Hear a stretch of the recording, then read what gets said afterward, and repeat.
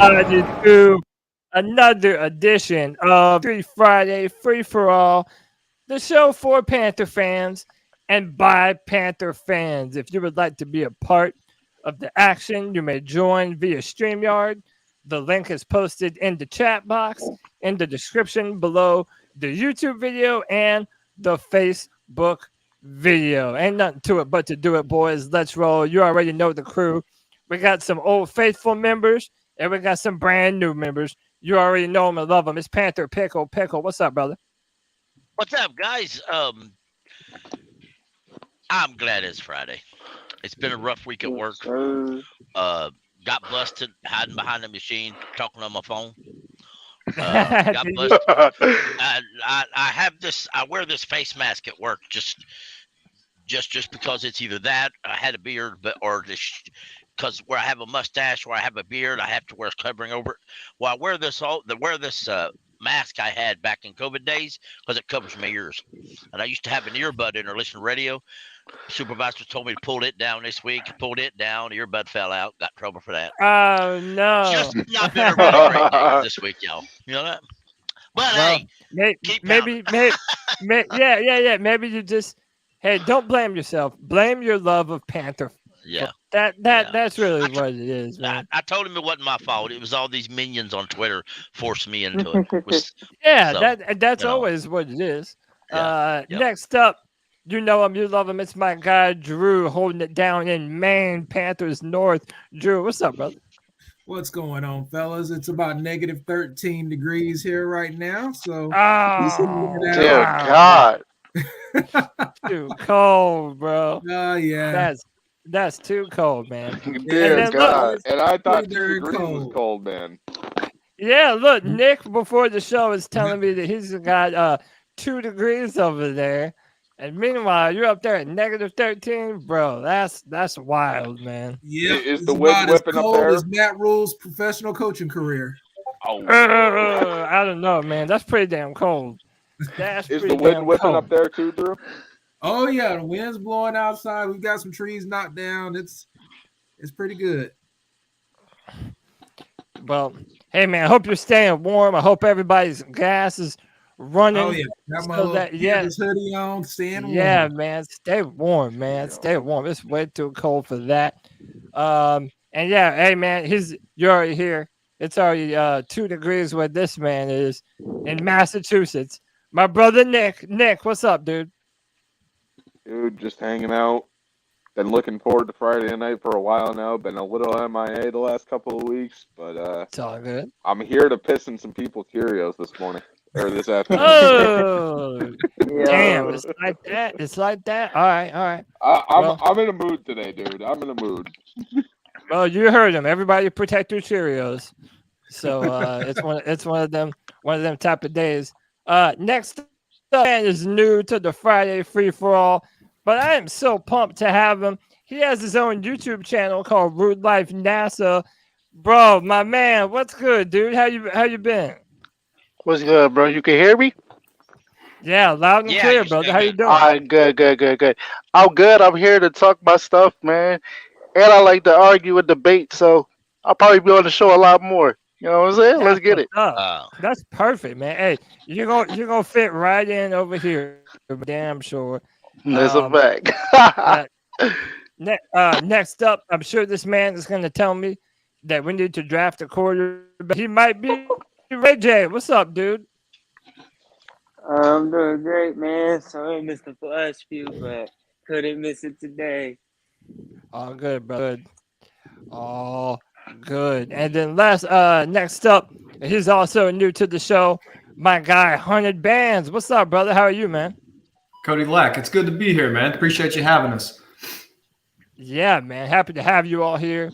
Listen, if you haven't done so already, hit that like, hit that subscribe, hit that notification bell for every single time the C3 Panthers podcast goes live. We've got a big show in store for you today, but I kind of want to run through some of the more recent news. And this is probably one of the bigger bits of news that happened the past couple of days, and one's opinion on it. Dilly, former running back coach is now coming to the Carolina Panthers. He's probably the first official member of Frank Reich's new coaching staff. And my question to you all is, what do you feel about Deuce Staley? Does this mean Deontay Foreman comes back? Any opinion at all? What are we thinking, boys? I would hope this encourages Dante Foreman to come back, but on account of our new head coach, let's let Dante Foreman's name slip the other day in his little press conference. I'd say Foreman's probably targeted pretty high up there to keep. And with this man right here, he could be OC, he could be running backs coach. Either way, I'm glad to have him. So and prayers for his mama. Prayers for his mama in South Carolina who's got some bad health. Yeah, prayers for her. But I have a question for everybody, Kay. The two running backs that they had, or that they mostly use there for the Lions, how long do they have left under contract? Because I almost wonder if he's going to want to try to one, and Jamal Williams is a free agent. I almost wonder if he's going to try to bring in his own guy that he has history with. I mean, do we really want to spend a lot of, and that's part of the question, right? We're the team that paid Christian McCaffrey a lot of money. Do we want to do it again for another running back prospect, seeing as how you can kind of make it work with whatever you have, Yeah. Well, I mean, we would only have Blackshear and Hubbard under contract, and like we were talking about before the show, Hubbard is more of a cold weather back apparently. So maybe it might be worth looking at possibly trying to trade with like Green Bay or some team that plays in a lot of cold weather and be like, hey, look, this dude had a record day whenever we played in some of the worst conditions that we've ever had. You guys play in these conditions all the time. Like, what do you want to do here? But at the same time, we'd have to bring someone in to fill his role. Now, and that means that we're going to have to pay somebody. We could potentially pay up to two people. We could bring in the guy from the Lions, and we could potentially pay Deontay Foreman. I mean, I like Deontay Foreman. Yeah, go ahead, Nassib. I like Deontay Foreman. Do you think Chuba Hubbard he's not a bad running back, is he? Y'all really slam him. Like y'all don't really like him so much. I'm a fan of Chuba. I feel like everybody jumps on Chuba. I think Chuba is a really good downhill runner between the A gap and B gap. I like his potential. He's not a pass catcher, but that doesn't mean that he's not a good runner when you let him tote the rock. I have no problem with Hubbard. He's good in space and he has hands. I mean, these guys need direction. Chuba Hubbard, his rookie year was a little rough, but to be honest with you, since last year, I think he learned quite a bit off Dante Foreman.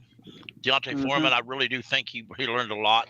He played a lot better last year than he did before, but at the same time, it depends on what you can get. I'm not really all for trading Chuba, but at the very same time, you may say, well, we don't want to spend much. I really believe that the new head coach likes Dante Foreman. So I think they're going to try to keep him. But Jamar Williams is a good player. But even DeAndre Swift only has one more year left on his rookie contract. So, I like Swift.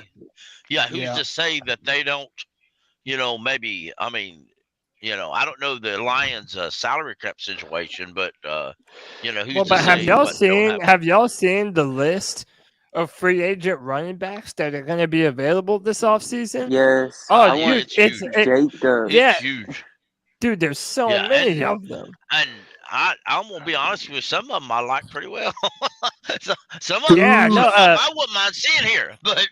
I'm a huge fan of Josh Jacobs. Yeah. That's the only one that I really want to say. I like Josh Jacobs. I really do. I don't know that we could afford him, or I don't know that the Raiders would let him walk. I don't know about all that. I don't want Josh Jacobs. So.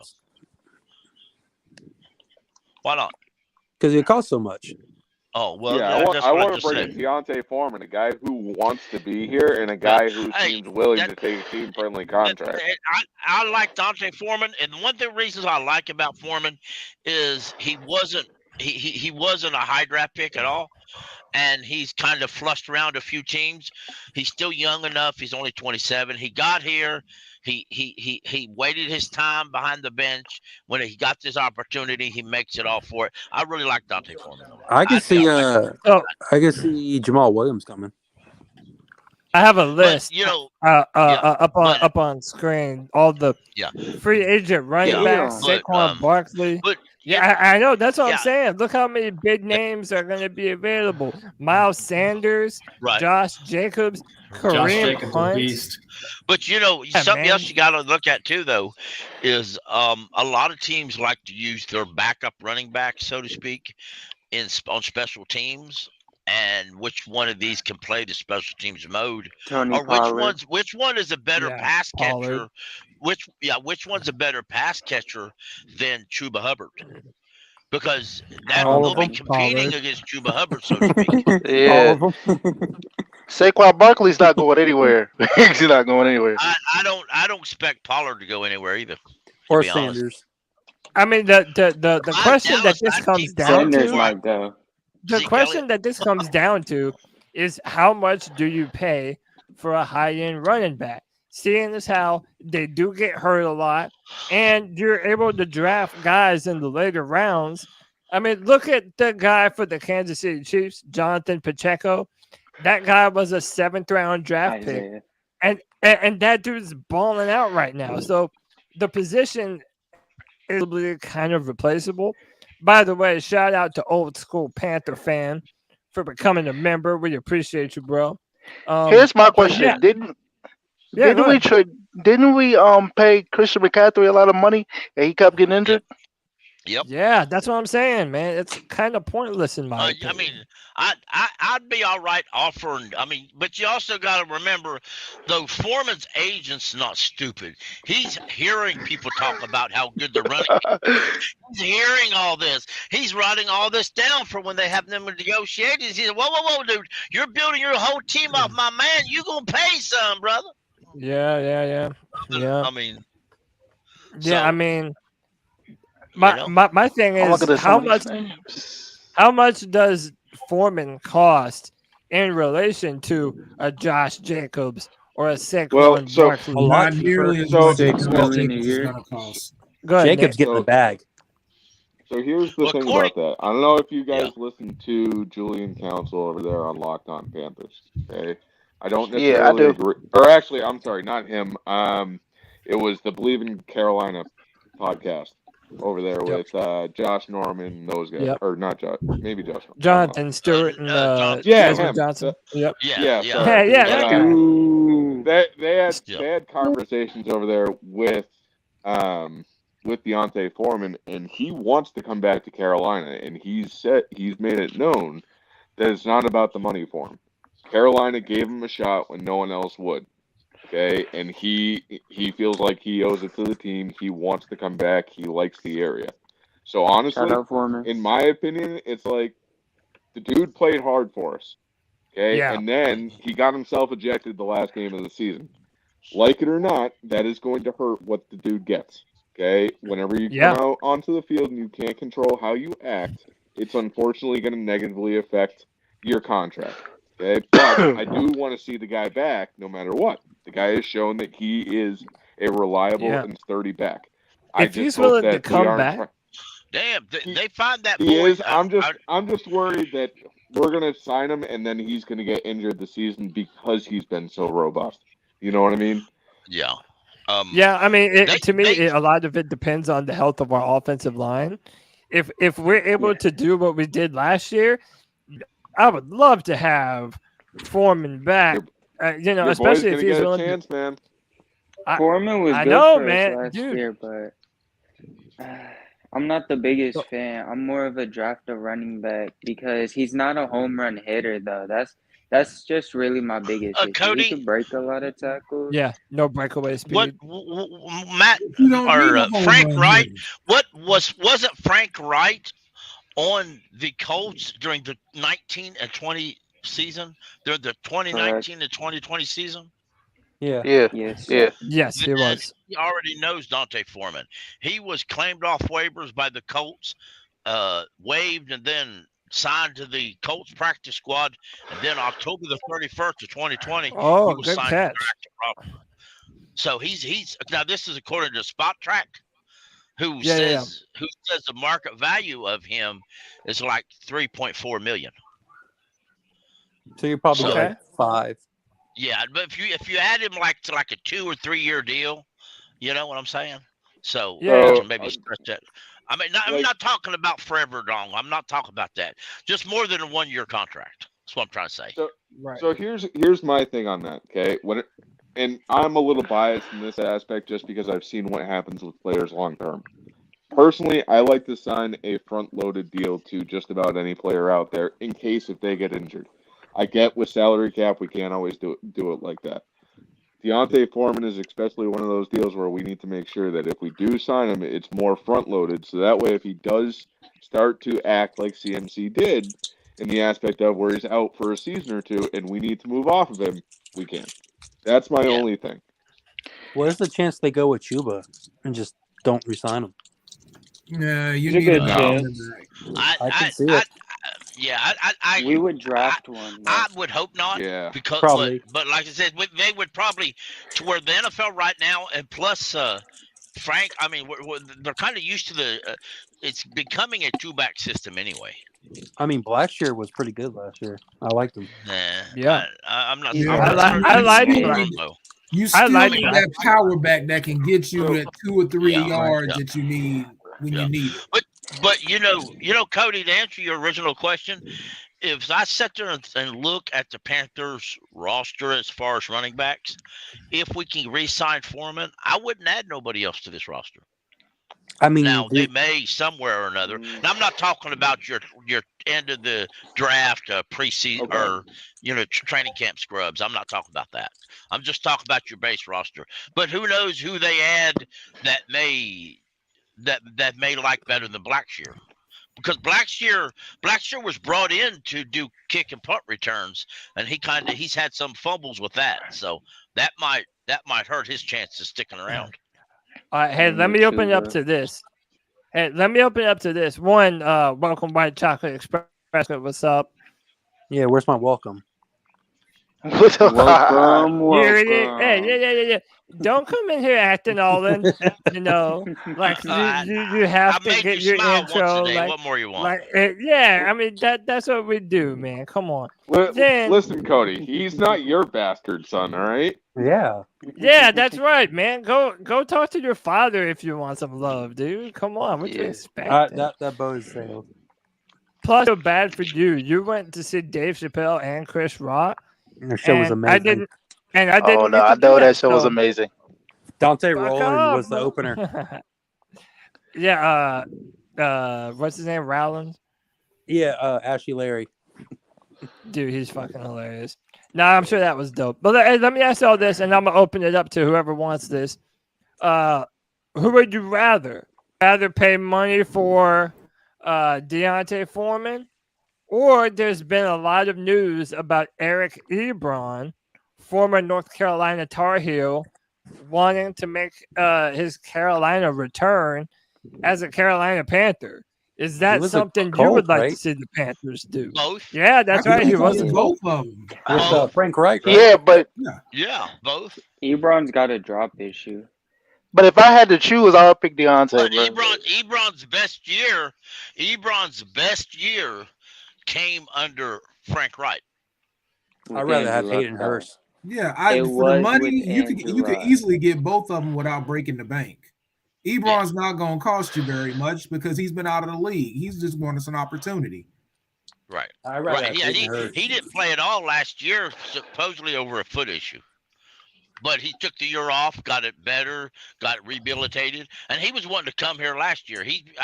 If you all remember, I think he really wants to come home. So you bring him in on a veteran minimum contract, let him earn it. If he's good, then he's on the roster. Yeah. If he's not, you cut him, and it's no big deal. Yep. Yep. Now, Sounds it's good to funny, me. Pickle. It's funny, Pickle. He literally posted on Instagram after the Panthers hired Frank Reich. He goes under the comments and says, "Bring me home, Frank." So Eric also, and by the way, this is another guy that doesn't want a ton of money to come back to Carolina either. Frank Reich, after he had his introductory press conference, he was on the next day. I think it was Wednesday. He was on the WFNZ radio, and I didn't listen to the original show. I heard it later on, but Frank Reich was asked about Eric Ebron, and he said, "Yeah, I've already talked to him. He's already called me." He called me shortly after it was announced that I got the job. That's awesome. So I mean, I like that. So see the doors that open when Matt Rhule leaves. Like, see what happens. Yes, people want to play for the Panthers. Yes, when we actually have a good coach. Would you feel comfortable being the number one tight end though? Would you bring in another tight end? I like Trimble. I would like to draft a tight end, and I like Trimble, but Trimble. It was an article somewhere on. I don't know where it was. It might be just a YouTube float. But they could actually move Trimble to the fullback role. Yeah, because the style of fullback that Frank Reich uses fits Trimble quite well. Yeah, because he's going to focus on the tight ends. Yeah, and then that way, you could actually use if you draft and even if you draft a tight end, he may not be ready to start or opposite usually say Eric Ebron, so you still have Tommy if you need it. It ain't to me, Ian Thomas is the odd man out. Like I would prefer. I'd prefer the younger upside. I prefer the younger upside. Funny that you bring that up, Cody, because remember when we re-signed him, it was a very front-loaded deal. It was like $6 million the first year, but then it was like $2 million for the last two. So we can move off with him without any issue. I want Hayden Hurst. Hayden Hurst is he going to be a free agent? Huh? He is. Yeah. So is Higgins. Is Hayden Hurst a free agent? Yeah. You said what? Higgins. Higgins is not a free agent. Nah, he's got one more year. They might trade to Higgins. Whoa. Trade to I Higgins. thought I saw something where he was either a free agent or they were looking to trade him. One of the two. He might be a free agent coming up after this year or something like that. Yeah, I'm about to pull that up. I kind of think Hayden Hurst probably stays in Cincinnati if I'm they probably a pay betting him man. According to dude, he's bald. Yeah. And by the way, I know why you want Hayden Hurst. Because he's a reliable, catchable tight end, and he's from South Carolina. Oh my God. According to Over the Cap, if we cut Ian Thomas after June or call him in June, we're only going to hit about like 5,000 to the bad as far as negative cap. So it won't hurt us none. It won't hurt us none. Yeah, but what is he costing us in general for this upcoming year? You don't want to know. His cap number is $6.7 million. Oh, is this the year that his contract kicks in then? Fuck that rule. Okay, so why would you trade for T. Higgins? Next year it's worse. When they're saying the money he's asking for is outrageous. Go ahead, Drew. I'm saying, why would you trade for T. Higgins when right there it's saying the money he might be asking for is outrageous? Not us, but somebody. Yeah, that's. Yeah, no. That's. I mean, look, I love Mr. T. Higgins, man. We all know why, Cody. Since you want to put that, because he's a number one badass receiver. Because he is a dog, and I'd love to say T on Sundays. Yeah, but not for that amount of money. Nah. Hey, did Ed Thomas do something this year? Was he? No. Ian Thomas got open 5 times, and he come up with like 2 good catches this year. Easy third down against the Lions, and that's when I said we should cut him. Y'all have no heart, dog. Nope. I mean, hey man, if Matt you're not Rhule gave producing, him his then why are we bag. gonna keep you up? Put a hey brother, I mean, brother Is he put a up great blocker? here with the Carolina Panthers. average. Put up or shut up. Right, he's average. Tommy Trimble's an average blocker at this point. He can get off of a block and every now and then get open in the midfield, but he's still developing. Exactly. Tommy? Well, you know what? At that And Tommy, point, even in college, Tommy wasn't all that good of a pass catcher. Right. Because he wasn't used that way. And under Matt Rhule, Tommy really hasn't developed none. Of course, you can't hardly blame that on the Matt. Nobody. I'm not going to hold Matt anything against Rhule. underproducing under Matt Rhule. Yeah, it seems like when you under Matt Rhule, you just got a bad year. Period. Yeah, I mean, trash begets trash. You know. Go ahead, Nick. Go ahead, Nick. What were you saying? I mean, honestly, if we want to move off from Ian Thomas, then we should honestly just look at trading him. We're gonna end up picking up the salary off of him anyways. Sure, might as well trade him and get like a 7th round pick for him, and maybe then we can get a tight end that's actually worth some sort of draft capital. Yeah. Get I mean, we something, have a lot of even options. if it was player for player trade, Yep. So something. Think about it. Him for a running back of some Hey, sort. who would you rather give up assets for? T. Higgins or DeAndre Hopkins? T. Higgins. T. Higgins. T. Higgs. Neither not Not even one. a question. DeAndre Hopkins is ass. Gosh. No, don't fuck. My man said Oh, ass. new ass. What? Cody, neither Come one. DeAndre on, Hopkins man. is over the hill, and T. Higgins is gonna cost you too much. Drew is right. One, Hey, One sometimes of you the- really gotta overpay the game-changing players. Just saying. only one of those things is Not true, us. Drew. This No, will both probably of them be are a true. lot of money. DeAndre Both of them Hopkins is are on true. the How can other you say side that of his Hopkins is career, on the other side? and, How? and Based T. on what, Higgins is though? going to cost you too much.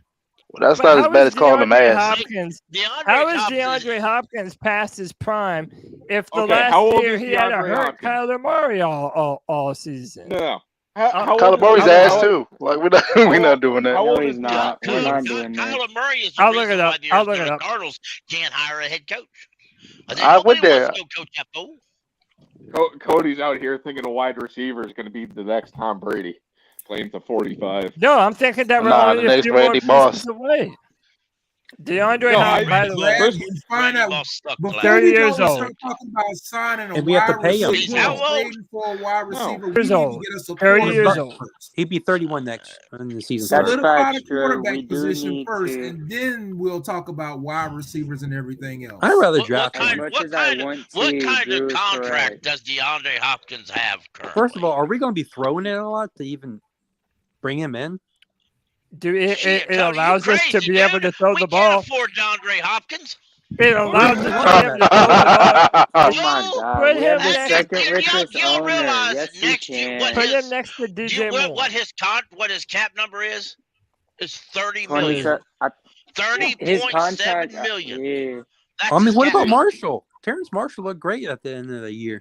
He had come on, let's stop. Get let's you a stop saying his quarterback name. first before you talk about trading for wide receivers and Let him everything. develop. You guys are out here wanting Agreed. to drive a Lamborghini when you work at McDonald's. Exactly. You want to have a Yeah. All right. Y'all want to get a with like y'all wanna get a $5 million Lamborghini? quarterback room. y'all better be I'm cool just with a saying, station man. wagon. If you had DeAndre on the other side of DJ Moore, that's a lethal Right. combination. I don't want DJ bro. with No, D Hop. Cody, I'm not disagreeing with you. I am all for because honestly, this is gonna hurt somebody's feelings. DJ Moore, while he can be a number one wide receiver, I am not necessarily sold that he is our number one wide receiver. Hey yo, I'm right there thinking with we you, might bro. be able- No, We might be able to That's so draft not somebody who's true. better. I love Well, DJ put it like Moore. this: we won't know Okay, until but we we get a haven't had a quarterback in quarterback here to that throw can it be to. consistent. Yeah, he almost had 1,000 I yards. agree. Did y'all hear? I can be Did y'all proved hear? wrong. Steve Smith on his podcast said that he doesn't think DJ Moore can consistently take the top off of a defense enough. That speed isn't necessarily can't. his. And that's it. And by the way, not my word. Hold on, not my words. That's what Steve Smith said. So I'm not even saying I agree with him. I agree with him. Steve Smith also said Tyreek Hill not a hands receiver, so he's not always correct. Smith, no doubt. He did say Cooper Kupp was the best receiver in that class. A month ago, Steve Smith said if he was DJ Moore, he would demand a trade. He would hold out, wouldn't show up till he got traded. I would too. But this is a couple months ago. This is a month or so ago because he said that till the Panthers show that they have a desire to get better at the quarterback position and other areas and defense, there's no use for DJ Moore or anybody else to waste their time and their talent on Carolina. Yep. That is the truth. Hey man, let me welcome 2 more people to the show, bro. Hey, let me welcome 2 more people to the show. My man, Locks, what's up? Locks, you there, bro? Yo. Locks. What's good, brother? How you doing? What's poppin'?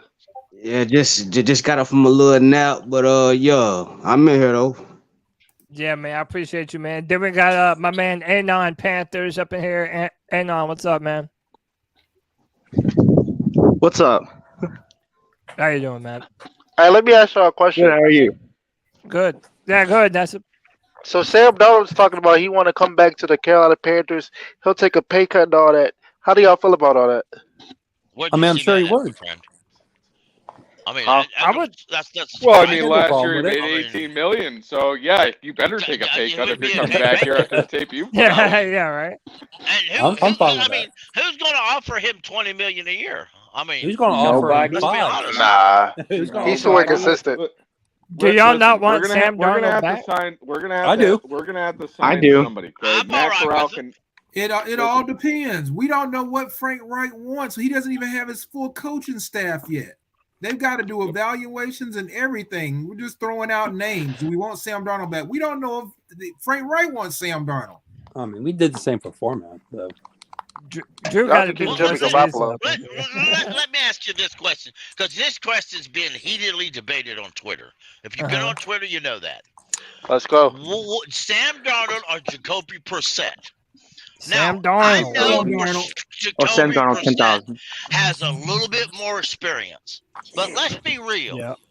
Jacoby Brissett has a whole lot more experience of sucking than Sam Darnold. Brissett have sucked for 3 different teams.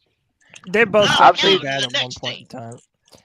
I've seen Jacoby Brissett play. Always just deregulated for a back. Jacoby Brissett led the most efficient offense at the beginning of the year, so he wasn't really sucking. Why Sam Darnold was a top 5 quarterback at the beginning of last season. And Jacoby Brissett, the reason why Jacoby Brissett led that is because all he did was hand off the ball. It don't take a rocket science to hand off the ball to the best running back in the NFL. But that's why. But that's why this Cooper was still eating. But that's why this is an argument, though, right? Because both of them would primarily be handing the football off. Yeah. You're not really asking. Yeah, to do a lot. And it ain't like either one Jacoby of them had would be 12 upgrade. touchdowns. Honestly, it ain't like either one of them would be an upgrade over the other. That's true. That's where I disagree. Honestly, I mean, we're like giving up an escort to drive a Honda. I mean, basically, I'm driving my wheelchair. I mean, yeah, right. You know, it's like saying, but I mean, I don't know. I feel Sam Darnold. I feel Sam Darnold offers more. He offers more athleticism than Jacoby Brissett. Yeah, better runner. And by the way, there was a news story that went around about Derek Carr, about how much of a cap hit it would be. And dude, Sam Darnold is a way better option if we would be having to pay. Look, I found it right here. So this would be the cap hit if the Panthers or any other team for that matter decided to trade for Derek Carr. They said they're going to cut him. Yeah, I thought he had he had like a date, like a 15th, like a February 15th, something date, like, and the cap hit would be lower or something like that. I thought that's what it was. Yeah, I mean, I'm not. So they're saying in 2023, under the current contract, it would be a $41.9 million salary, $1,000 bonus, $42 million cap hit. Yeah, I'm good, bro. They have to trade him. Oh, good, bro. Yeah, they have to trade him or cut him by February 15th. He is getting. So if he gets cut, that drops tremendously, does it not? Yeah, but I mean, if you're the Raiders, do you not want to try to get something for him? You're right. Yeah, been you don't have to bite on They it. have been. Yeah, but there was also a report out today that there are teams, there are teams that talking to the Raiders about it. So if there are teams that are willing to give up to get him, if I'm the Raiders, if whatever you can give me, I'll take it. He can still play, so I don't. The big question is what do you want to give up? That's the big question. Is what do you want to give up? So okay, his cap hit is high, but let's just say if they be like, okay, well, give me a fourth and a seventh or a third and a fifth, would you do it, or is 40 million too high, or 30 million, whatever? I say roll the dice with Corral and see what Sammy Third and a fifth, way too much. I would not. I mean, either way, if they said we'll trade him to you for 7th next year, I still wouldn't do it with that cap hit like that. He would have to renegotiate. They would have to do some kind of finagling with his contract, man. I just think that's way too much. I don't know, man. For like I think, for Derek Carr. I mean, and by the way, he was at the Pro Bowl. They're doing the Pro Bowl games now, which I like a lot better than whatever the hell they had previously been doing. But he was doing the precision competition, and after he had one of the best performances there, and they asked him after, have you ever been this hot in Las Vegas? And he says, apparently not, or I wouldn't be looking for it now. So he knows what's up. He knows that his future is somewhere else. Only way I'm even entertaining Derek Carr is if they cut him outright and then they sign him to a reasonable, maybe a 2-year contract. I'm not committing to Derek Carr long term. I'm just not long term. It's not worth it. Smooth 2-year. Nah, but I do think that Frank Will could make Derek Carr a pretty good quarterback. Like I think he can make it work with the Panthers. Now, let's be honest. All right, so hold on, wait, hold on. Time out, Pickle. Let me go on that a little bit more. What do you think? What do you think Derek Carr does well, Nassib, that can get the most out of? Like, why do you like him here? He's a competitor, bro. I've seen him play. Well, I'm from VA, so I don't get to see a lot of the games out here. But like the games I do see, he's a competitor, bro. That's why I've seen Frank with Phillip Rivers, right? Phillip Rivers he did pretty good with Phillip Rivers. So he probably could do something with Derek Carr. Yeah, so maybe the combination of the two of them. Every time I see Derek Carr, it's always like, all right, Derek, you're in position to win this game. And then sure enough, he's complaining to the ref. He's complaining about some, and he just doesn't come up. Exactly. Like he did it in the playoff game versus the Bengals. There was 2 straight seasons where they fell off of 6-4 and were in the playoff hunt and completely collapsed. We're tired of those days. Like, I'm not the biggest fan. I know he's extremely talented with his arm and everything, but I mean, and would be a huge upgrade compared to what we've had. But I don't know. I'm not the biggest fan of him. So some of that, though, in fairness, was the lack of reliable targets and the lack of a quality coaching staff. Correct. But he's never had good options until this year. And it's just the Raiders' offensive line hasn't been good in a very long time. No, in 2016, he was damn near an MVP, but that was a long time ago now. I mean, he had Adams, but he couldn't do anything with it. Like, there was an article that said the Saints were believed to be in serious negotiation for him. I think they are. I saw them and the Jets. So he's missed 2 starts in his entire career. So he's reliable. He's reliable. He's available. Look at his year. He's consistent. That had to be his MVP. I think that reliably terrible. His entire career, he's been consistent. Like his stats are exactly the same every year. Consistently mid though, right? Yeah. Like he's never put an edge or been the reason. Consistently I feel inconsistent. Yeah, I mean, kind of. And by the way, I feel like JJ hit the nail on the head. Whenever you see Derek Carr in big moments, I feel like he crumbles under the pressure. He's got a it ain't like he's got a number one wide receiver to help him out. It ain't like he's had a head coach or a hell of a defense. Well, he's got Adams this year. I mean, that's what I'm saying. Yeah, well, okay, now let's not count this year, because this year you're talking about the head coach that has a very strong reputation of destroying any quarterback he comes to. That's very true.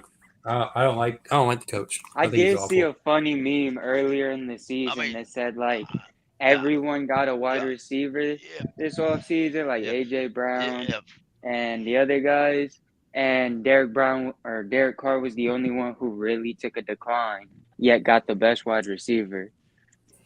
I mean, his stats are the same from last year. Really, Josh McDaniels went to the Broncos, and they were a good team. He went up there, and he outright destroyed him. He flat out destroyed him. He destroyed him, and then he drafted Tebow, but then he got fired. So a lot of good that done. I mean, he was god horrible.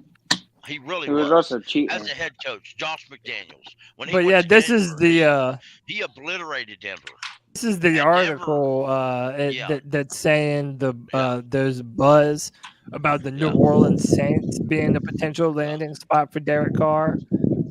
That doesn't terrify me. And not only could you see it happening, but it doesn't. Saying, dude, I'm not saying Derek Carr's worth to trade for. He's definitely not worth $40 million. Nowhere near it. And even if they cut him and he floats around there and Panthers aren't interested, I say 20. I doubt seriously they would pay him the money he would think he would want. So just leave me let you up. Hey, David Tepper not paying him. I believe he's a little bit better than people are giving him credit for, but we'll just find out. That's all. Hey, let me welcome my man Choppy to the stream. Choppy, what's up, man? Hey, man, can you hear me? Yeah, I can hear you. How you doing? This is his wife. Here's Choppy. What's up, bro? What's up? Yo, what's good, man? Not much. How you doing, man? Doing great. Hey, how are we feeling? So let me turn the attention to this, right? Offensive coordinators and defensive coordinators. Did y'all hear about Jim Bob Cooter? Apparently the Panthers. Hey, that name is fire. Yeah, that's primo gifts and memes on Jim Bob Cooter in the past 24 hours.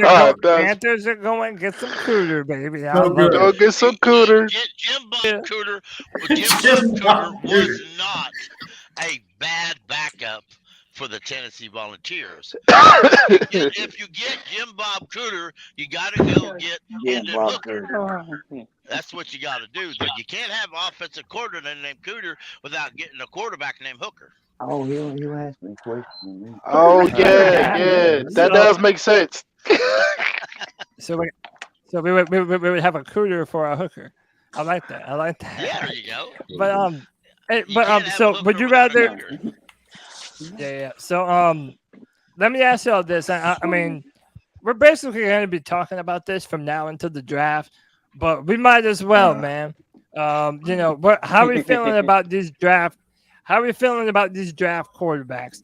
Do the Panthers need to be looking to trade up for a Bryce Young, a CJ Stroud type of prospect, or should the Panthers sit tight, sit at number 9, and either take the best player available, or maybe a Will Levis, what direction should the Panthers look to move in going forward? And let me go on this first. Let me go on this first, right? Listen.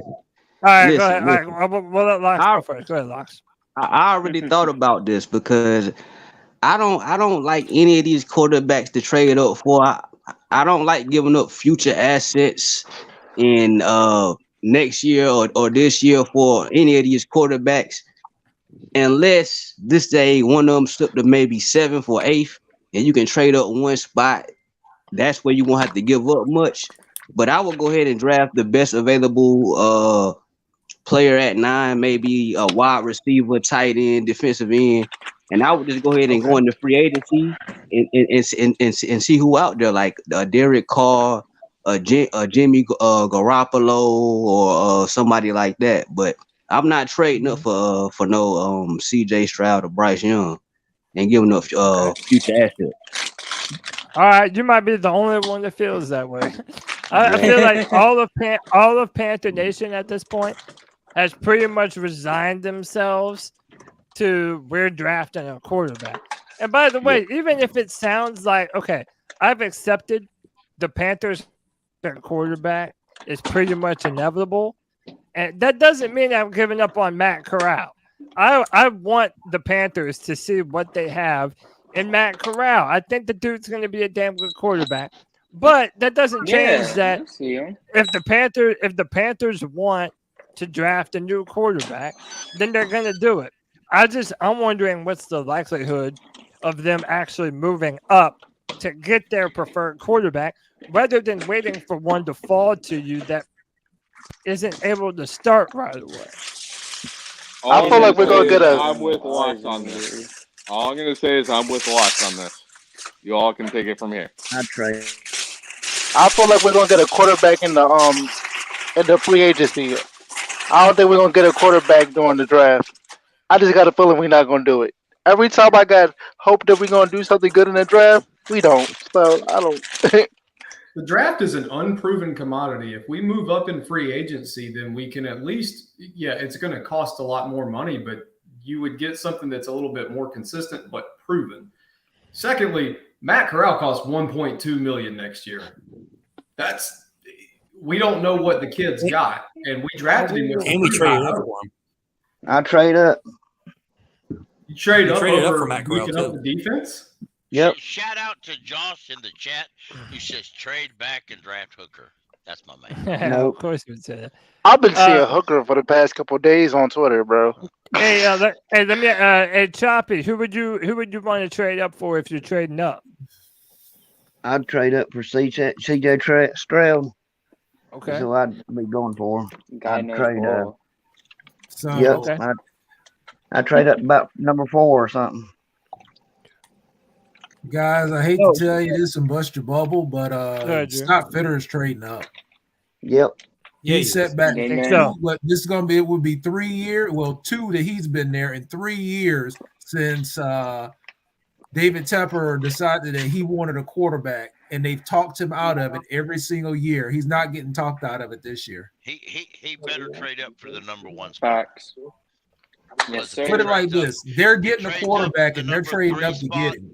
If he trades up for the number 3 spot and then drafts a quarterback that would be set there at pick 9, that's just going to make him look real bad. I put it to you like this, Pickle. If they have an inkling that Houston would take CJ Stroud, I don't know who they want, but if they got an inkling that Houston's going to take the quarterback that they want, they're trading the 1. Yeah, and if they feel like that Houston is going to take a quarterback they don't want, then they're trading the 3.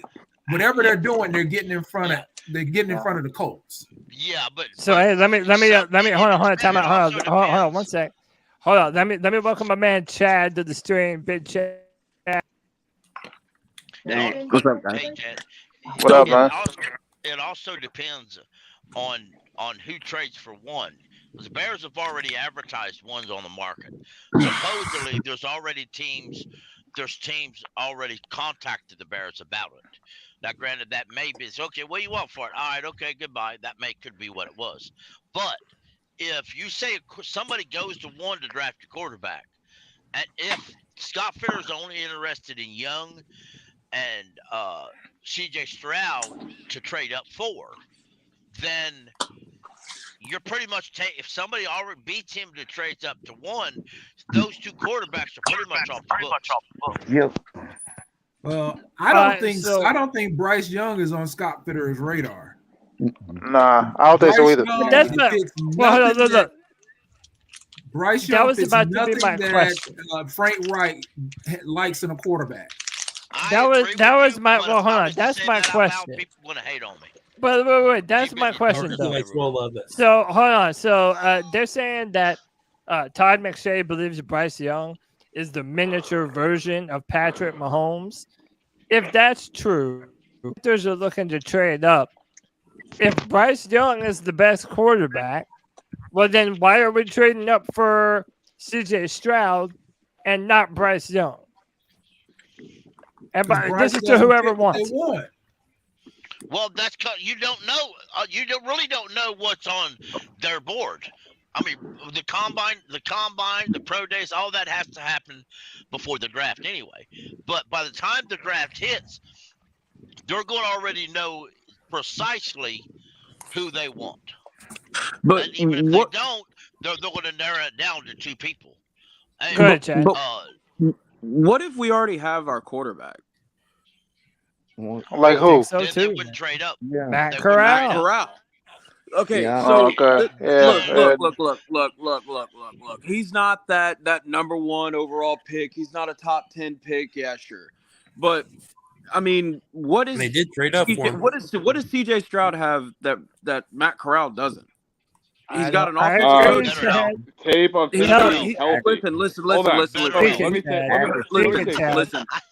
Listen, he's got an offensive-minded coach now, and he had one with Lane Kiffin at Ole Miss. He thrived. He every quarterback has its bumps and bruises, but I mean, what if we already have our guy and we use that 9th pick for an edge rusher? I mean, I don't want to change the subject or anything, but I mean, there's gonna be a lot of pissed off Panther fans. You're right. Yes. Like, Frank Reich did not draft Matt Corral.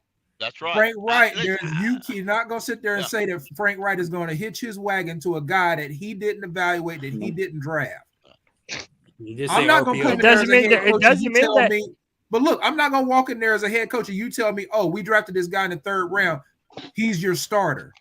No. Yep. I'm going to draft my guy that I feel comfortable with, that if I'm going to put my job on the line, he's the guy I'm going to roll with. Okay, but what if Frank Reich, I mean, he's got all this time. He has to evaluate Corral. I'm not trying to, start an argument. It's just, I'm trying to think of scenarios to where Corral, because I want to see Corral. I think Corral will get his opportunity to prove himself during OTAs and minicamp and everything like that. But they're going to take a quarterback in this draft. Okay, but let me let Nick respond real quick. Go ahead, Nick. All right. Okay, so I have 2 parts to this. Okay, so I'll keep it as short as I can. How did Cam Newton look before his Liz Frank, and how did Cam Newton look after his Liz Frank? Did they look like 2 different quarterbacks? That was a shoulder injury, though. You can't put that all on Liz Frank. No, both of them got a Liz Frank injury in New England. Yeah. And I was at both of those games. Okay, they did. But what I'm getting at is, was Cam Newton the same player he was before the Liz Frank injury or not? Okay. No. Correct. No. So how can we expect Matt Corral to be? How can we? No, because Nick, you're saying that. How can we count on Matt Corral being the same quarterback he was whenever Matt Corral is coming fresh off of a Liz Frank injury? So by the way, rely on that. But by the way, Travis, he's back for the Jaguars, had the same injury last preseason, and this year he rushed for over 1,000 yards. So just because there's a difference with that, right? That's my point, though. That's even more intensive on your foot than planting throwing the football. I think that if you want to say that they don't have enough footage with the trust to be able to start Matt Corral, that's fine. But that injury, that injury means less than nothing to me because he's a young guy. Maybe if it was like an old 30-something-year-old, yeah, maybe I'm worried about the Liz Frank. But as of right now, we had the young. same issue way back when we signed that center there, the one that we had before F-line, the one that we got off the Broncos. Cam also had a hurt shoulder, though. Can I say this? Yeah, go ahead, Dawson. I say this like, we got this new coach because we wanted a new quarterback, right? We wanted a new quarterback. Possibly. We just want win. I feel like this. If we don't get a new quarterback, bro, all we gonna hear is, what the fuck is wrong with David Tepper? Why you didn't get a quarterback? And all this bullshit. Because y'all love to blame David Tepper for everything. So y'all really going. I see where you're coming from in that aspect. But what if, I mean, Frank Reich has all this time to evaluate who his personnel is now. What if he sees something in Corral, whether he can diagnose that in 2 months, 2.5 months before the draft? Or, what if they're looking at it and being like, well, I like what Matt's got. Because David Tepper wants to win now. That's what I get from it. Like, he wants to win now. Like, okay, but how do we know that Stroud is going to win? How do we know that Richardson's going to win? How do we know that Matt Corral is going to? We don't know these things. Matt Corral, we know Matt Corral's coming fresh off Frank injury. Reich's ever coached. He'd be the shortest quarterback Frank Reich's ever coached. If you look at the people that he's had before him, Luck, Brissett, Ryan, Manning, Rivers, Wentz, Foles, all of them are 6'4" or taller. CJ Stroud's pretty damn tall, but Corral would be probably the smallest guy he's ever coached at that position. I mean, I was a little skeptical when Matt Corral was drafted because of his size. I mean, he is a smaller quarterback. Not saying that he can't be good, but I mean, you guys are right with that. With the Richardson 6'3", 240. I think that Richardson is equivalent to Cam Newton in the way he throws, in the way that he plays his game. But would y'all be okay with picking Richardson if we don't trade up? I think he's a second-round quarterback. No, I don't want to pick Richardson. No. Here's the problem I got with Richardson. And I'm going to get heated for this, but I get heated anyway, so what the hell? Go ahead. I like the passion, though. I understand people like Richardson, but here's what they see. They don't see Anthony Richardson's. They see Cam Newton Jr. Right. And that's what they see. They don't see Anthony Richardson. They see Cam Newton Jr. Okay?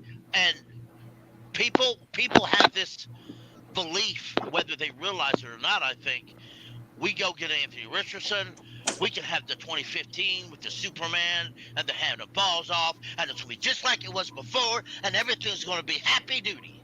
And it's not going to be that way. Happy duty. Because might as well be the 97 Cowboys. Frank Reich may not allow all that.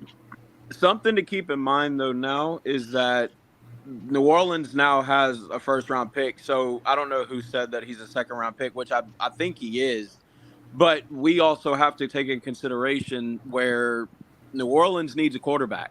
So, but if New Orleans trades for David Carr, like it's projected, or sign more, but New Orleans also has already invited Hendon Hooker down for training camp. Yeah, and I've been calling that. And I mean, and Hendon Hooker, in my opinion, I'm a Tennessee fan. For those who don't know this, okay, Hendon Hooker fits the New Orleans system quite a bit. Yeah, he does. I've been calling it for months that New Orleans is going to draft into. The Titans are the first team they talk to Hendon Hooker. The scout for the Titans talks to Hendon Hooker daily. I know that. I live in Tennessee. I chat with a lot of people who are by far more into Tennessee and Titan football than I am. They say that their scouts talk to Hendon Hooker daily. Well, Hendon Hooker is 25 coming off a torn ACL, by the way. First-round pick. Now, as much as I like Hendon Hooker, I've said it before, I would not draft Hendon Hooker in the first round, but it's possible. You got an echo. But I mean, that's something you got to realize. Anthony Richardson, y'all, he's only been a starter in college for one season.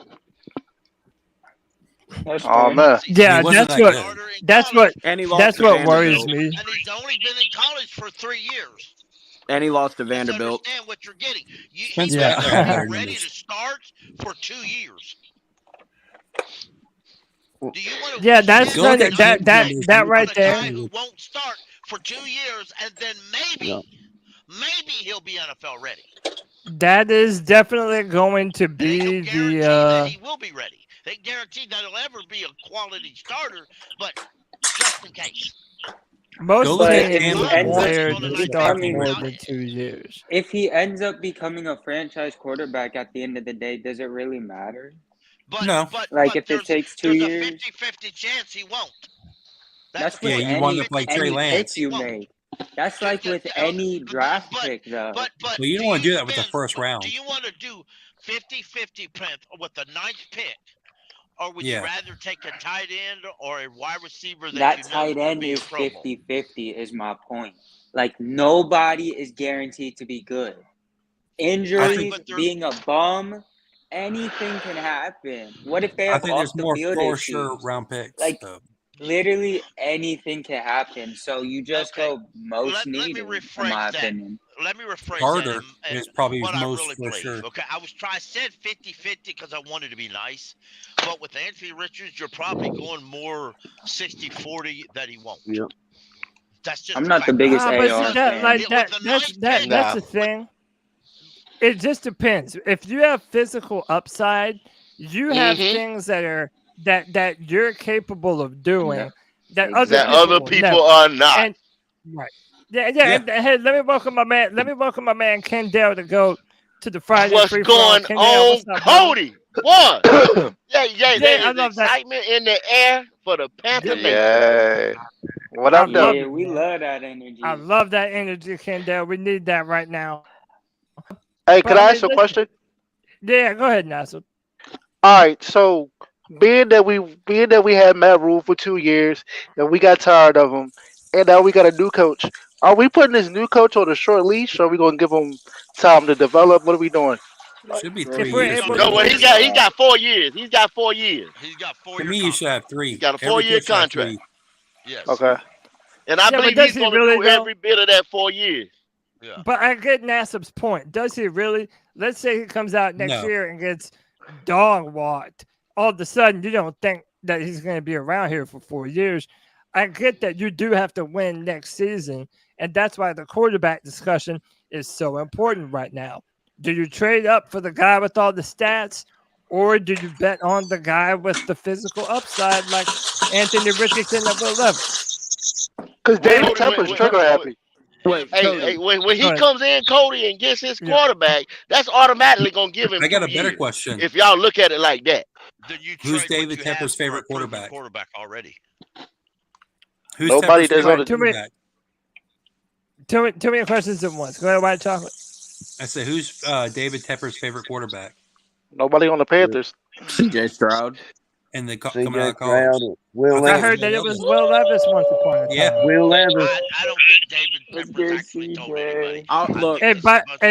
Hey, boys, real quick. Hey, boys, real quick. If you're not talking, mute your microphone. If you have a lot of background noise, that could be Chad. One thing that I want, it's a bold statement. I would pick Levis over Stroud. Oh, okay. Go on that. For what? For why?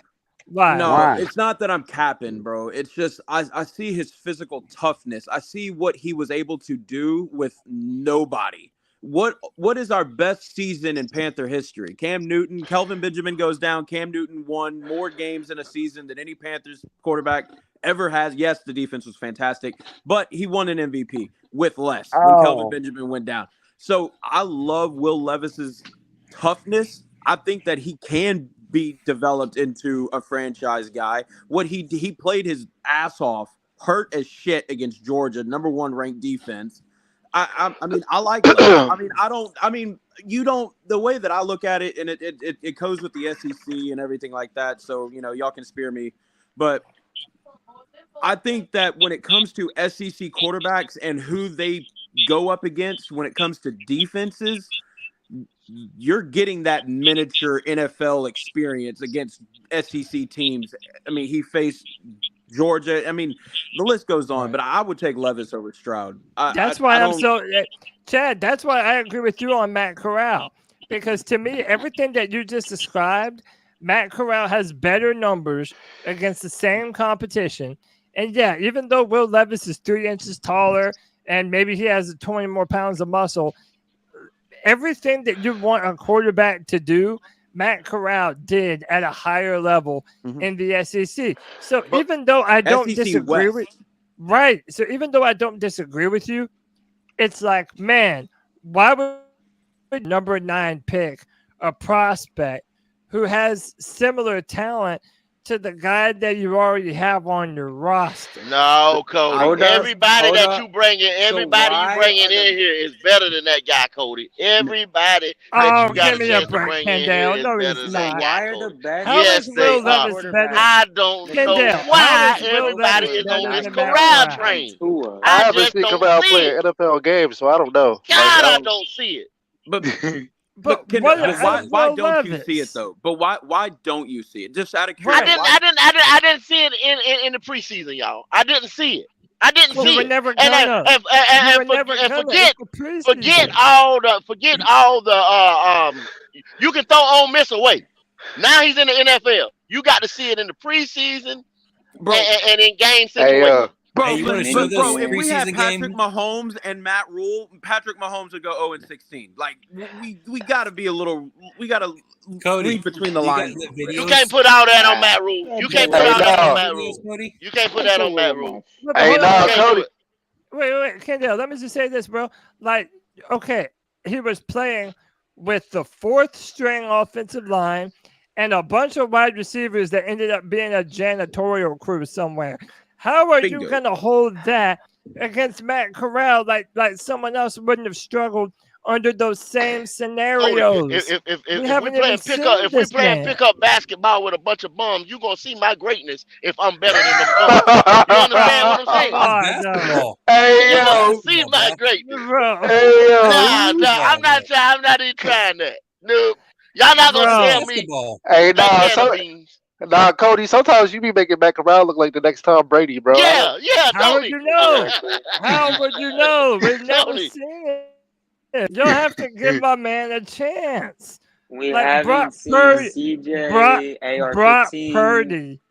CJ got his ass against Michigan. You can't tell me that Matt Corral is not as good as a Brock Purdy. What did he do against the best defense in college football? He carved him up. You're right. He carved him up. In the biggest and I'm game sorry, I think career, that ship doesn't sail, bro. Up to the moment. Wow, we're gonna discredit that. He plays up to the moment in bigger games. That's another thing you got to take into consideration. He's got intangibles. He's got the best accuracy out of all these quarterbacks. That's the most important thing to me. Yeah, in my opinion. And it's a valid opinion, by the way. So that's why I haven't been talking too much. Not to cut my man off right there, but if we move up, it's Stroud or Levis. That's all we're moving up for. Kendall, what does Will Levis do better than Matt Corral? Anything at all? It's just like the other caller was saying. Evade pressure. He played in SEC competition. Both of them did that, but Will Levis had absolutely nothing. His receivers were basically just over trash. Yeah, that's why I like that. I mean, you also have to look at the fact. Now, granted, we have DJ Moore, but Stroud had Marvin Harrison Jr. I mean, and Jigma, right? I mean, he's got weapons around him. Will Levis didn't have shit. Right. That's not always the case, though. Like, it's also whether you can execute the play given to you and also create out of nothing, you know? CJ has shown the ability to do that. Like, when he's given a play, he's able to be aware of the pocket, make plays out of space and create out of nothing, or even just deliver on the sideline. Like, he's been able to do those things, in my opinion. He's shown a lot of the traits, but not even just that. He's close friends with another NFL quarterback. That helps, like he's been able to hand down some experience from Fields.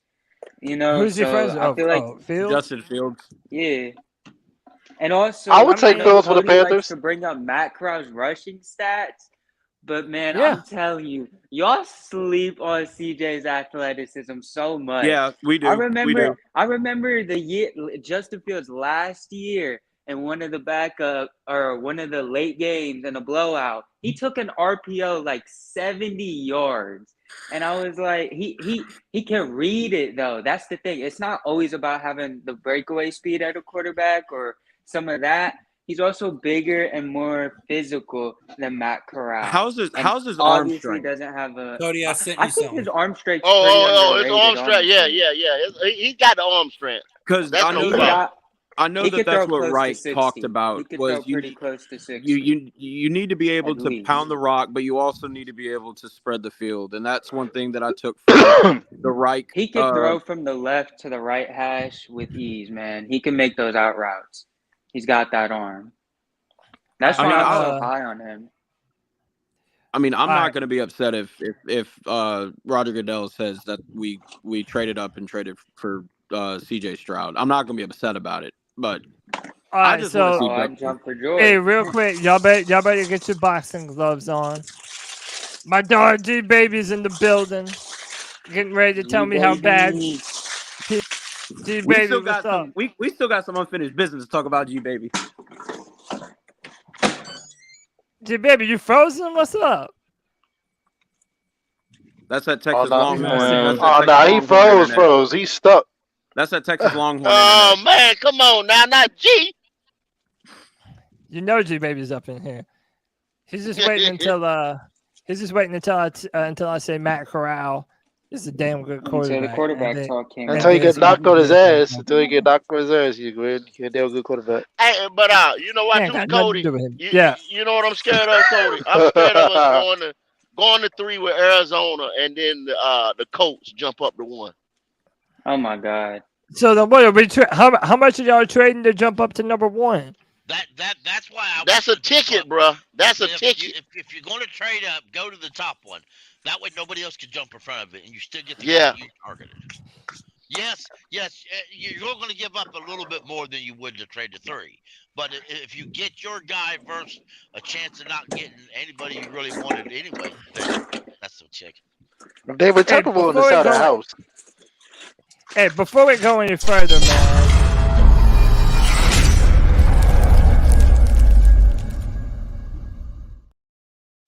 That's right. Subscriber shame.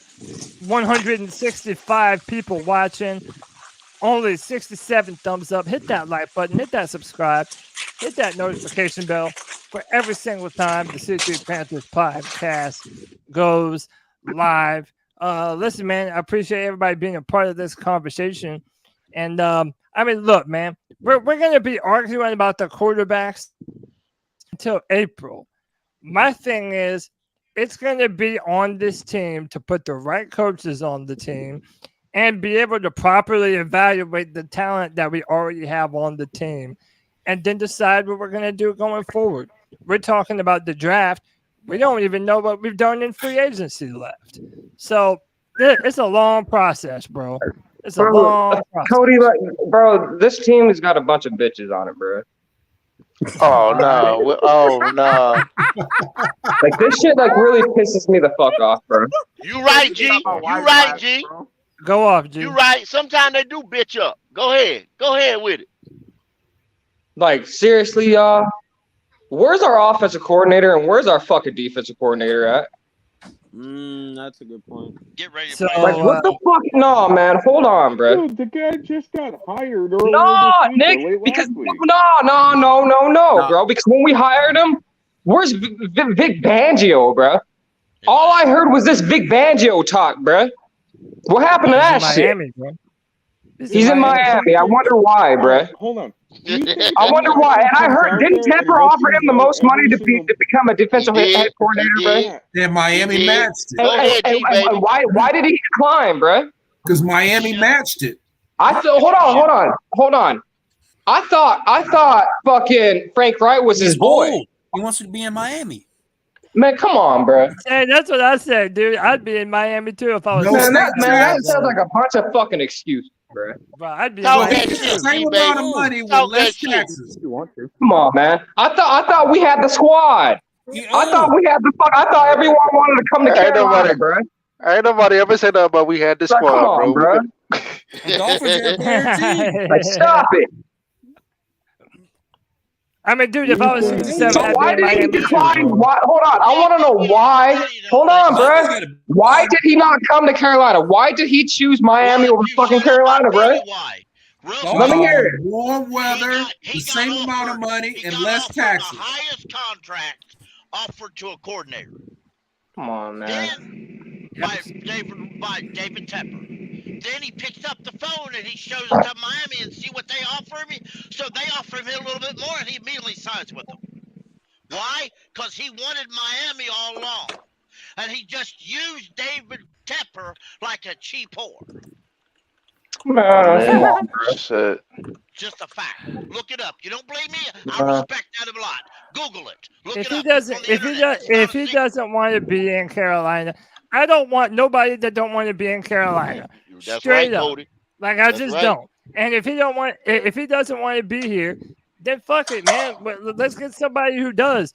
The fact of the matter is, ain't nobody want to be in Carolina, bro. That's bullshit. Dude, Staley coming to Carolina. Frank Reich. Bro, ain't nobody want to be in Carolina, bro.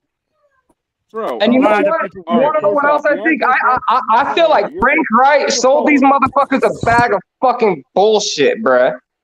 You should say the same thing about Steve Wilkes. And Steve Wilkes is trash too. Wait, hold on. Let me let Nick go. Go ahead, Nick. Dude, like here's the thing. G-Baby has everything is negative. Okay. I'm being honest, bro. He sold these motherfuckers a bag of fucking empty bags, bro. You can't. It's my turn. I guarantee he walked up in that interview saying. You already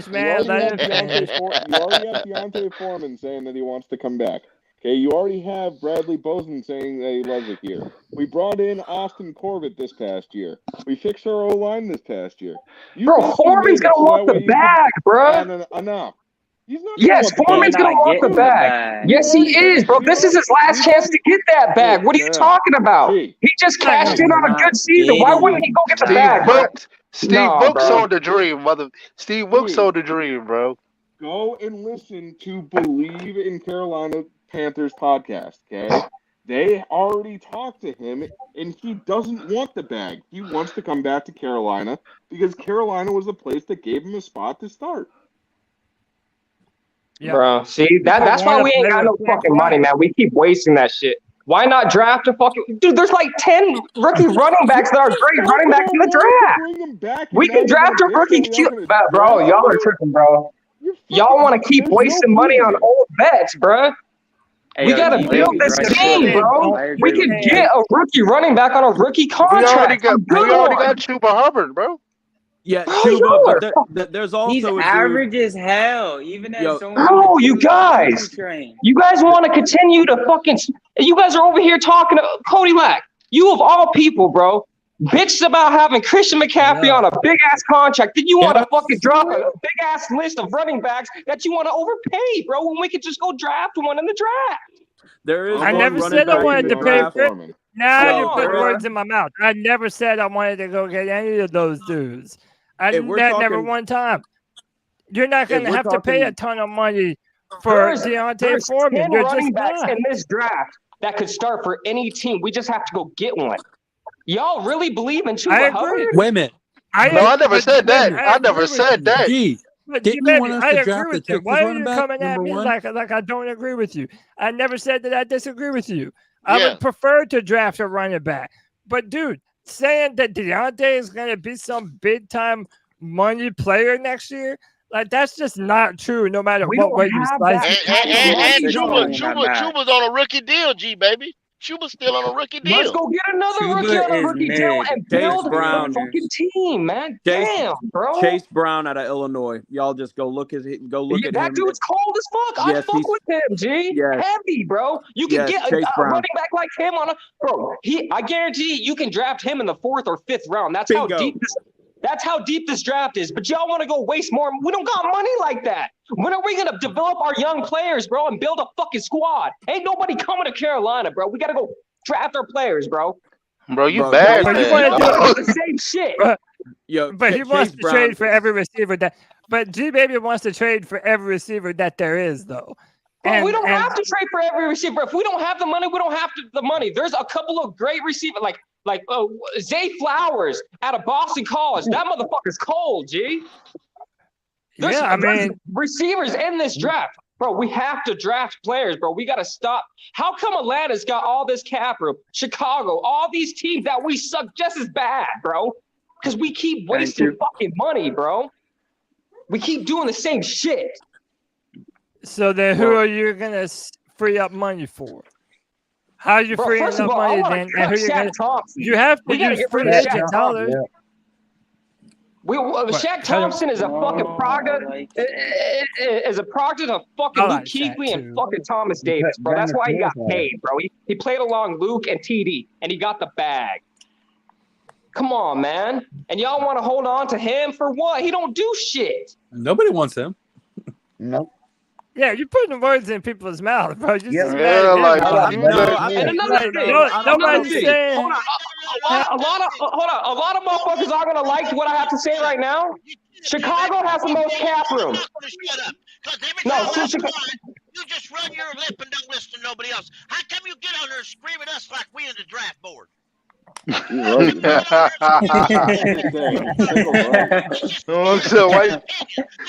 him, people. Oh, motherfucker said, why you scream at us like we got something to do with it? Hey, Chicago got the most cap room. You know what I'm gonna do? We ain't got money. I'm gonna trade Brian Burns, and I'm trading that 9th pick to jump up to number 1 and go get our fucking QB, bro. Brian Burns don't do shit for this team. They're gonna have no pass rush if we did some wild shit like that. No pass rush whatsoever. He don't do shit for the team. You just That's crazy. Who got pissed off because we didn't draft the exact corner he wanted, so he hates. Still to this day, he hates on Horn. Bro, I wanted Justin Fields. Fuck the corners, bro. We should have took Justin Fields. The fuck are you talking about? We also passed up on Micah. So he raises hell, just like children do. Come on, man. We keep don't doing the remind me same about shit. Micah We Parsons. fucking suck. Y'all up here like making it like we a playoff team. We fucking. Here's the deal. we ain't been a playoff team in a minute, boy. Here's the deal. Our team right now, the reason why people are hopeful about the future is because of the defense. And you're not going to trade away your best players. And you have to get another defensive end and another defensive tackle. You have to have a defense to win in the NFL. Brian Burns ain't going fucking nowhere. Fitterer's not letting that happen. Panther fans are not going to let that happen. I don't think that we could afford to lose Burns. I mean, we would lose Go make him Reddick the and highest Burns paid defensive player in the NFL. Good luck with that shit. Who's the highest paid player? Him on the other side. How is that Jacksonville number 1 overall pick doing right now? He had like 4 sacks. Yeah. I mean, there's no way to know what these guys are going to end up being, though. So it's like, dude, we just don't. Now, I would like Justin Fields. I think he has a higher upside than a lot of the players in this draft. But I don't know, man. I would love Justin. Hey, let me welcome my man Anthony to the stream. Anthony, what's up, bro? What's up, boys? What's up? I just wanted to jump in here, get on this conversation. Jump in, bro. Jump in. All right. So this is what pisses me off about this whole Brian Burns thing, because this conversation lingers on forever. if you were going to keep Brian Burns, why the hell didn't you pay Hassan Reddick? Why didn't you already get him his other edge guy for the duo? This is why I was mad. This is why I was mad when we didn't take the 2 first-round picks and a second for him. Because, we wouldn't have a pass rush for a year. But then you can draft in a top 8 for a new pass rusher or a new player that you need. Like, it makes no sense. How'd that work out for Jacksonville? Not so good. That's Jacksonville. We are Carolina. Guess what? He still had a pretty We're about the same. Yep. I mean, he had 4 sacks. If Jacksonville, you're telling me if you got offered 2 first-round picks and a second for Brian Burns, you wouldn't have taken that, not knowing that we 2 didn't years have in Hassan advance. Reddick? I would have taken it if it was 2 first-round picks in the same year. This draft a whole lot easier. I would have taken it if it was 2 first-round picks in the same year. We're not talking about 2 first-round picks this year. We're talking about a first-round pick in 2025. And the draft capital regardless. Right, that's a good point. I would have taken it if it was 2 firsts in the same year. Yeah. If it was I thought we was building for the future. Y'all make it seem like we could just get these picks in 1 year and now we're gonna go to the fucking Super Bowl the next, man. Yeah, nobody's making it seem like that. Nobody's making it seem like that. No. Go ahead, Dusty. Not that far off. We went in division. Let me get wait. Time out. Choppy, jump in on this, man. I don't think we're that far off. I don't. From being a competitor. Yep. Yeah, not in the NFC South. Cody, let me add to this. So if we're not close to being a contender, but we're not close to building for the future, then what are we doing? We are. This is just my whole. We are. No, we're close to being a competitor only because our division sucks. I'm just saying. We get a quarterback. If we get CJ Stroud or any of those guys, then we'll win the division this year. But I'm just saying, generally, the Panthers should have made a deadline to where it's like, okay, we need to rebuild now, or we need to like completely go all in. And they I have a question. They decided to do that. Yeah, they decided to do that. But I got a question though. You say that it's just because our division's terrible. Yet, how many years have the Panthers lost by a field goal or less? But including the Kansas City Chiefs. Say that in the NFL, including not every fucking team can say that. There's no way that any team can say that in the NFL. The Bears can't say that. How awful was the AFC with Brady? It was always awful. Okay, I got a question for G baby. How would you from your, because you're the most passionate fan I know. How would you go about this draft? How would you go about this draft? How would I go about the draft? Yes. I'm going to go get my QB because that's the most important position on the fucking football field, and we have yet to do that shit, and it's insanity. But we just said we want to get a QB. Right. But what? Okay, and then what are we getting? Because so we're going to trade up, right? That would be your move, is trading up. What would you give for either the first overall pick or the 4th or 3rd? Before I told you what I would do. I would give our 9th pick, and I'm going to give them Brian Burns without hesitation because they got the most capital, and they can go. They can offer Brian Burns the most money right now. They're not going to give it to Brian Burns, bro. No, you can't trade Brian Burns, bro. I'd rather give them. No, you can't. Where was our pass rush? You guys talk about pass rush. We didn't have no pass rush, and we still had Brian Burns. Right, so now you're going to get rid of the only pass rush that we have. We can go get pass rushes in the draft. Cody, let me ask you this. What pick? We got pass rushers with YGM. No. You want to trade up. You want to trade up for a quarterback and then use draft picks to draft more defensive ends? You're not going to have enough. And then what? You're looking in the 3rd and 4th round for defensive ends Cody, to replace Brian Burns? We got 2 How are you going to make that make sense? Yeah, but it doesn't mean that you're going to get a Brian Burns. It doesn't mean you're getting a Brian Burns. Cody, let me ask you this, G. 2 defensive ends. Let me ask you this, G. You need 2 defensive ends. Would you rather make Brian Burns the highest paid defensive end right now, or would you rather trade him and then for the 9th pick and just trade just a 2-pair package? Brian Burns and the 9th pick. That's all you have to trade him for. Would you rather pay him the highest paid fucking? He's not deserving of the highest pick. Would you rather have? I'm not willing to end eventually in the future. He's not. Do you want YGM and Really rookie as does defensive end? anybody Do you want anybody YGM and really rookie as believe defensive end? that if you called the Chicago Bears and you say we'll give you Brian Burns and the 9th pick for your first pick, they're going to say yeah, sure. Hell no! We're gonna have to give. Bro, I thought Brian Burns was this All-American in your eyes. It's not going to be enough for the first overall pick. Disrespect Brian Burns, and then you truly believe you're going to send Burns nearly first and get the first overall pick? This is the There's problem. no This way is that the Bears are going to let that happen. This is the problem. I'm not paying Brian Burns top money because guess what? Hassan Reddick got a 3-year, $45 million contract, and he's way fucking better than Brian Burns, bro. Brian Burns just had a solid, good He is season. not better than Brian Burns. Yes, he is. What are you talking about? Oh, he's not. Bro, let's get to it. Let's get to it. Stop watching the stats. Stop watching just the stats. He's got like 5 other pass rushers on his team. Yeah, of course he's going to put up that. Could you imagine Brian Burns with more than that is a good point. Lines up at multiple different positions. Brian Burns is 40% of our pass rush in every single statistic. Hassan Reddick with his great ass season is still like 10% of their pass rush success. Brian Burns and Hassan Reddick. And Brian Burns we ain't got but him, so he can't line up all those places. Brian Burns and right, Hassan that's a Reddick good point. That is a good point. The Eagles are loaded, man. We have to remember that. But that's my point also. The Brian Burns and Hassan Reddick were on the same team last year, and Hassan Reddick had better numbers. So what does that tell you? Is Brian Burns getting more double teams?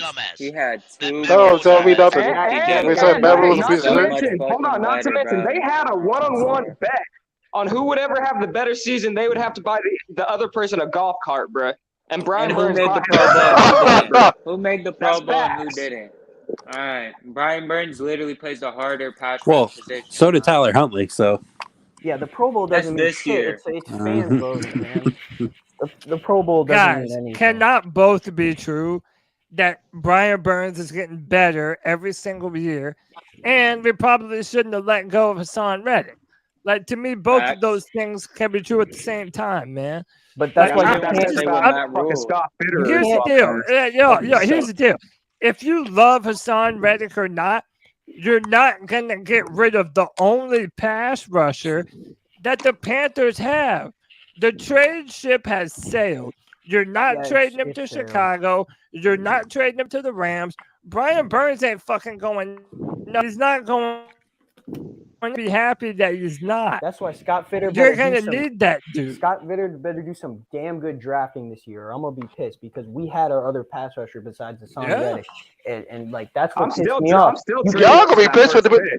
Y'all gonna be pissed with.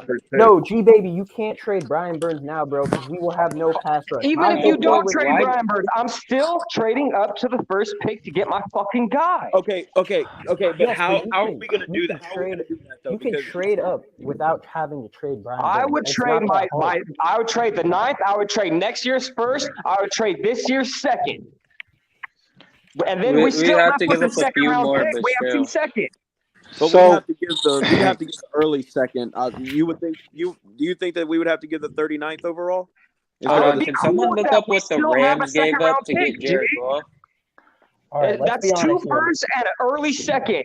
All right, so just to trade up to number 1. If the Panthers get their guy at number 1, do we really care how much it takes? Like, really? No, absolutely not. No, exactly. And Fitter, you just look at the press conferences this year. Drew said this earlier. It is inevitable that we take our guy and we are going to trade up. This is the year. Matt Rhule has not caused CJ Stroud. Matt Rhule has not let Scott Fitter draft a quarterback. So I mean, it's gonna happen. I've got a real secret. Well, I'm sorry, Cody. Remember what it is. I want to hear it. This is the perfect segue. This is Scott Fitterer talking about Frank Reich, and then later on talking about the quarterback Just getting to know situation. him right now, but the way he interviewed, what he stands for, all of his, his character, his principles, he's off the charts. And everyone that we talked to for references was over the top about him as a person, as well as a football coach, and obviously, the quarterback background, all those things added up to a guy that is the right fit for us. You played quarterback. Frank Reich played quarterback. You know what that position requires and what you are both looking for. Is it important that you guys have absolute symmetry with respect to what you're looking for, whether it's on the roster now or in this draft? Well, that's a good point, because you have to remember what we do have on the roster. We drafted Matt Corral last year. PJ. First thing he said was Matt Corral, just making sure y'all point still that on out. our roster. Sam Darnold actually played well for us, at times this year. He's got a ton of talent. He's a free agent, so we'll have to make some decisions there. But yes, we do have to be very much aligned. What are we looking for? What type of offense are we going to run? And then I know Frank and the staff will be able to adapt to that player's traits. But there is a certain threshold that we'll want from a physical standpoint and process. A certain threshold that we will want from a physical process. So to me, that says Bryce Young probably out of this. If they do trade up, it's probably. Yeah, I think it's CJ Stroud too, bro. Honestly, It's either going to be Stroud or Levis. You trade up to number 1 and you take fucking Stroud over fucking Young. There's no way, bro. Hey, I like Young too, bro, but Hey, yo, G baby, you be tripping with that whole Bryce Young Steph Curry comparison. The Steph Curry of the NFL is Patrick Mahomes.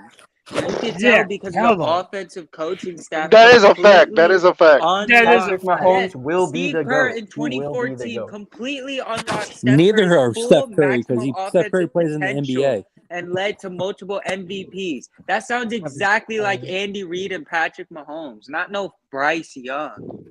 What the fuck? Steph Curry plays in the NBA. Let me let Chad go. I told Chad it can go. Go ahead, Chad. I have a stupid freaking question because I don't know the answer. When can Carolina? What is the date that Carolina can trade up? I don't know when that date is. You gotta wait till the offseason begins. I mean, right? No, theoretically, we can do it right now. Can we? Like, there's no, if we want, if the Panthers wanted to trade up, we could theoretically execute that deal now, because they said that it was a couple of years ago around the Senior Bowl. That's when Matthew Stafford went to the Rams. Okay. I want to hear about that Senior Bowl. The harder that you have to be coached. Coach, the harder you got, the then get coached. Yeah, that's pretty stupid. Did you see that? But, did you see Steve yeah. Smith's podcast? Yeah, I saw the clip. Y'all heard No about that? Steve Smith said Matt Rhule before a preseason game got everyone together before the game and said, y'all not reading your playbook enough. Turn off the music. Before He's not a learned how to be a preseason coach game. enough. Yeah, he told the players to turn off them. He don't want to hear the music. Y'all need to be studying your playbook. I remember Steve Smith constantly listening to music before games. So I can't. Yo, is it just me, or is it like we all hated Matt Rhule, but it's like as the days go on, we just keep hating him more. It's like more and more. We find out more reasons to hate him. Because that's exactly you hit the nail on the head. because they kept things in Finding out house. more shit. Like, It was a disgrace. It's like one of the things. It's like, why are you still here? I swear to God, if Ohio State ever loses to Nebraska, I might cry. I'm gonna cry for you. Have y'all, Oh no! hey, have y'all heard? Hey, have y'all heard about this litigation between Matt Rhule and the Panthers? Yeah. Yeah. So check this out.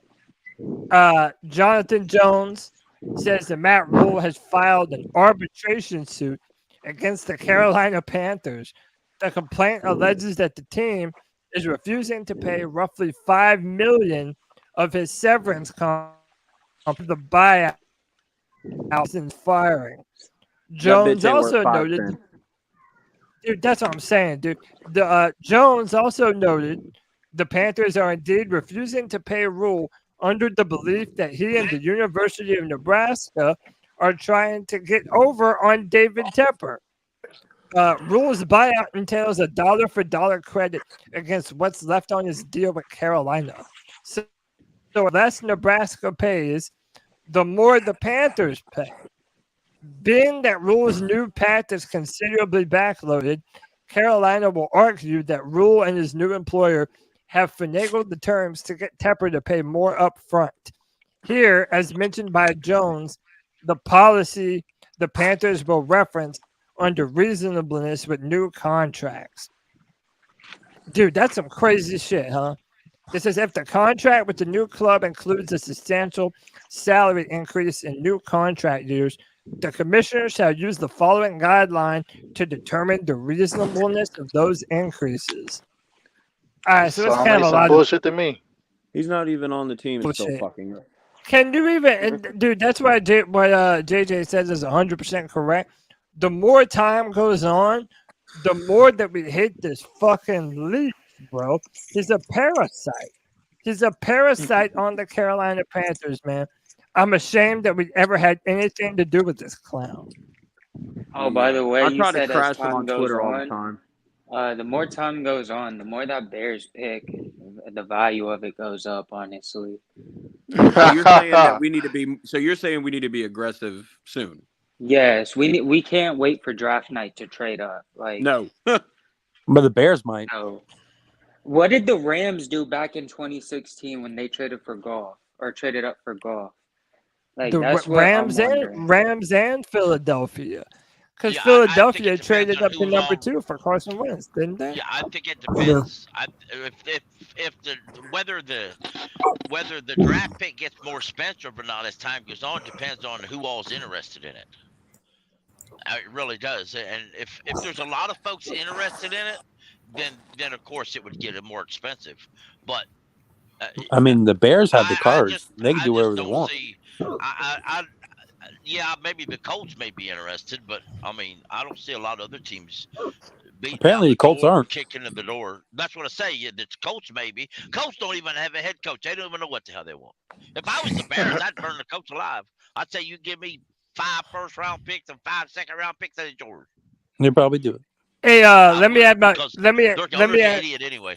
let me add my man Creeper to the. Yo, What's going on, dude? that was good. What's up, bro? How you feeling? I'm feeling fine. What were we talking about just recently about the Is it about quarterback? Is it the Frank Reich? I mean, dude, pretty much whatever you want to talk about, man. It's the Friday free for all. Yeah. Well, I think Frank Reich's probably gonna have his coach at about trading. For after the Super Bowl, there's usually a period where nothing happens until about March. And then once March, it's either like the first or second week of March is when free agency and trading begins. And that's usually after the combine. So that's when you start seeing teams start trading picks to go up to like number 1 or number 2 or stuff like that. It's usually around March during free agency period. Because that's when the teams will make their big signings, their big moves and all that. It's right at the beginning. It's the best part of the offseason until about August or July. After that, it gets really solid. There's a long time to go before we get to the draft, man. This is going to be a long ride. Nobody's going to make a move till the combine. I don't think anybody's making a move till the combine. There's actually a website that explains, it's put out by the NFL that gives you all these dates of when everything can happen. So I just posted it in the chat. So when it gives you all the details, all when the dates happen, and it's like there's a Ricky for new head coaches. There's actually a couple. OTAs before the draft that I think that Frank Reich will become very interested in. During these OTAs, he can actually see and talk to like Matt Corral, and he can, if Matt Corral can throw, he can see him throw, see how he moves around. He can get a better evaluation of him moving around on the practice on a practice field other than watching a little bit of game tape and actually before the draft so he can make a better evaluation that way. I'm not gonna lie. I love this dude right here. Freaking driving while on a podcast. Yeah, that's what I was just laughing at. But seriously, I just picked up a racing simulator the other day, so I'm trying to get used to it. I dig it, bro. Yo, you've been caught. Look at this. Yo, look at this dude right here. Look at this dude right here, man. He goes riding the whip. Yo, you better whip that thing. You better whip that thing, bro. Don't lose while on the free for all, bro. Yeah, that's fine. I'm sorry. I'm out here drifting my 370, so I'm good. Hey, the whole time I thought he was at work or something. The whole time I thought he was at work. I can tell it was something. It don't look like the inside of the car. Nah, that is dope. Yeah, that is dope. I'm like, that's dedication right there. That's real dedication. Yeah, that's. I don't think that thing. Yeah, but I don't think anybody's gonna. We really aren't gonna know what we want at quarterback until we get perhaps an offensive coordinator on our offensive coaches and Frank Reich really gets to evaluate in the quarterback room. Nothing, we won't really know anything before that because then Frank Reich will have a decision once that's all done. That's all wrapped up. So, can I ask a question? Yeah, sure. Because I wasn't here last week or whatever. Are y'all really upset that Steve Wilkes is gone, or y'all just No.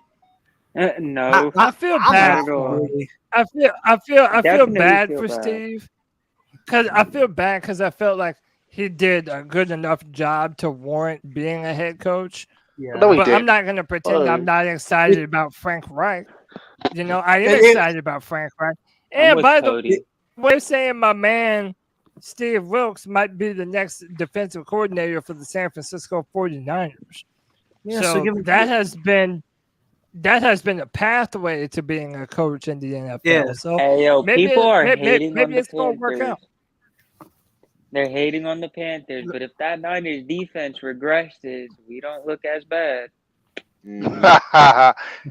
Yeah, because I mean, to me, Steve Wilkes did okay.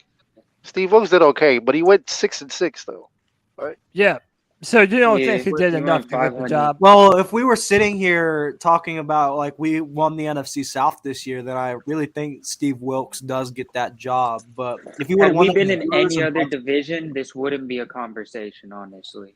Steelers, if he would have won that Steelers and Bucks, and he would have gone for that fourth down instead of letting Brady come back on the field to throw that deep bomb. Also, it was a lack of pass rush. Yeah, but let's be real here, and I said this on Twitter. Yeah.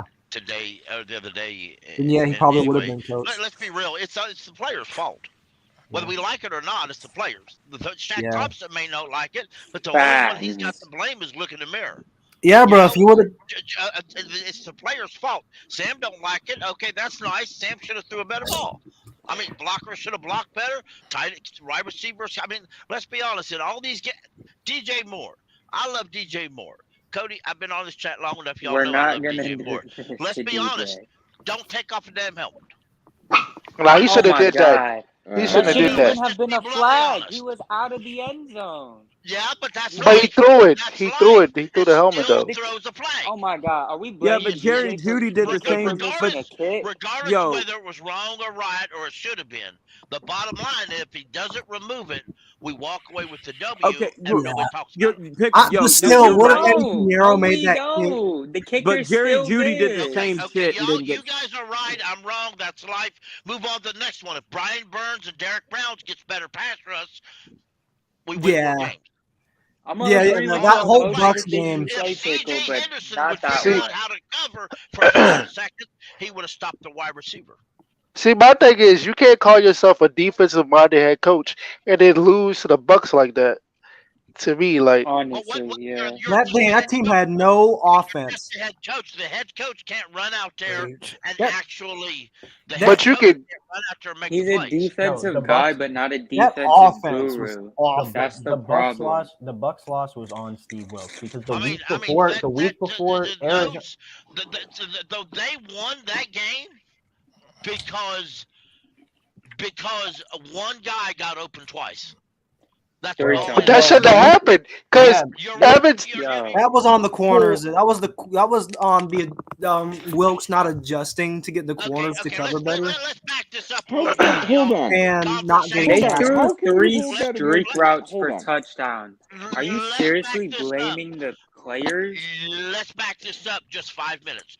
A few minutes ago, you guys said that Hassan Reddick should have never been let to walk. If he was on this team during that game and lined up opposite Brian Burns, does that wide receiver still get open like that?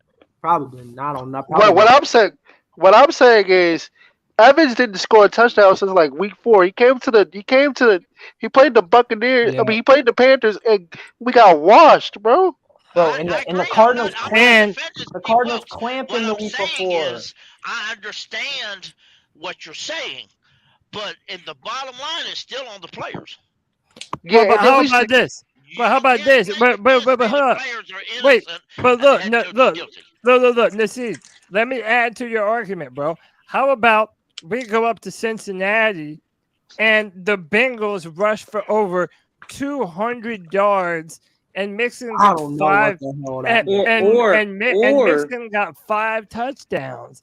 That is another performance. That was pathetic. How about them calling? How about them calling screens all game in that game versus the Rams?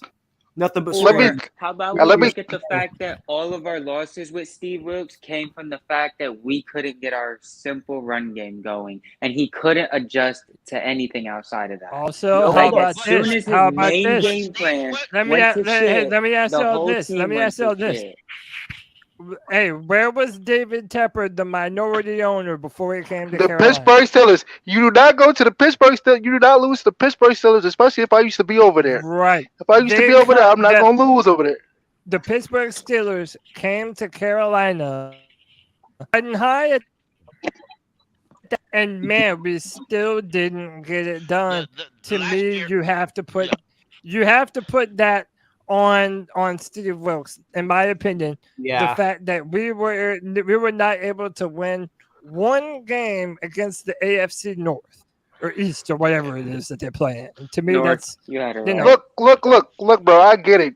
Yeah, we don't because the African. Henderson was a stud, and it was all the head coach's fault. I understand. But no, wait. I get it though because YGM is going to turn out to be a Hall of Fame. Why didn't the coach But hold put him on. in a better position?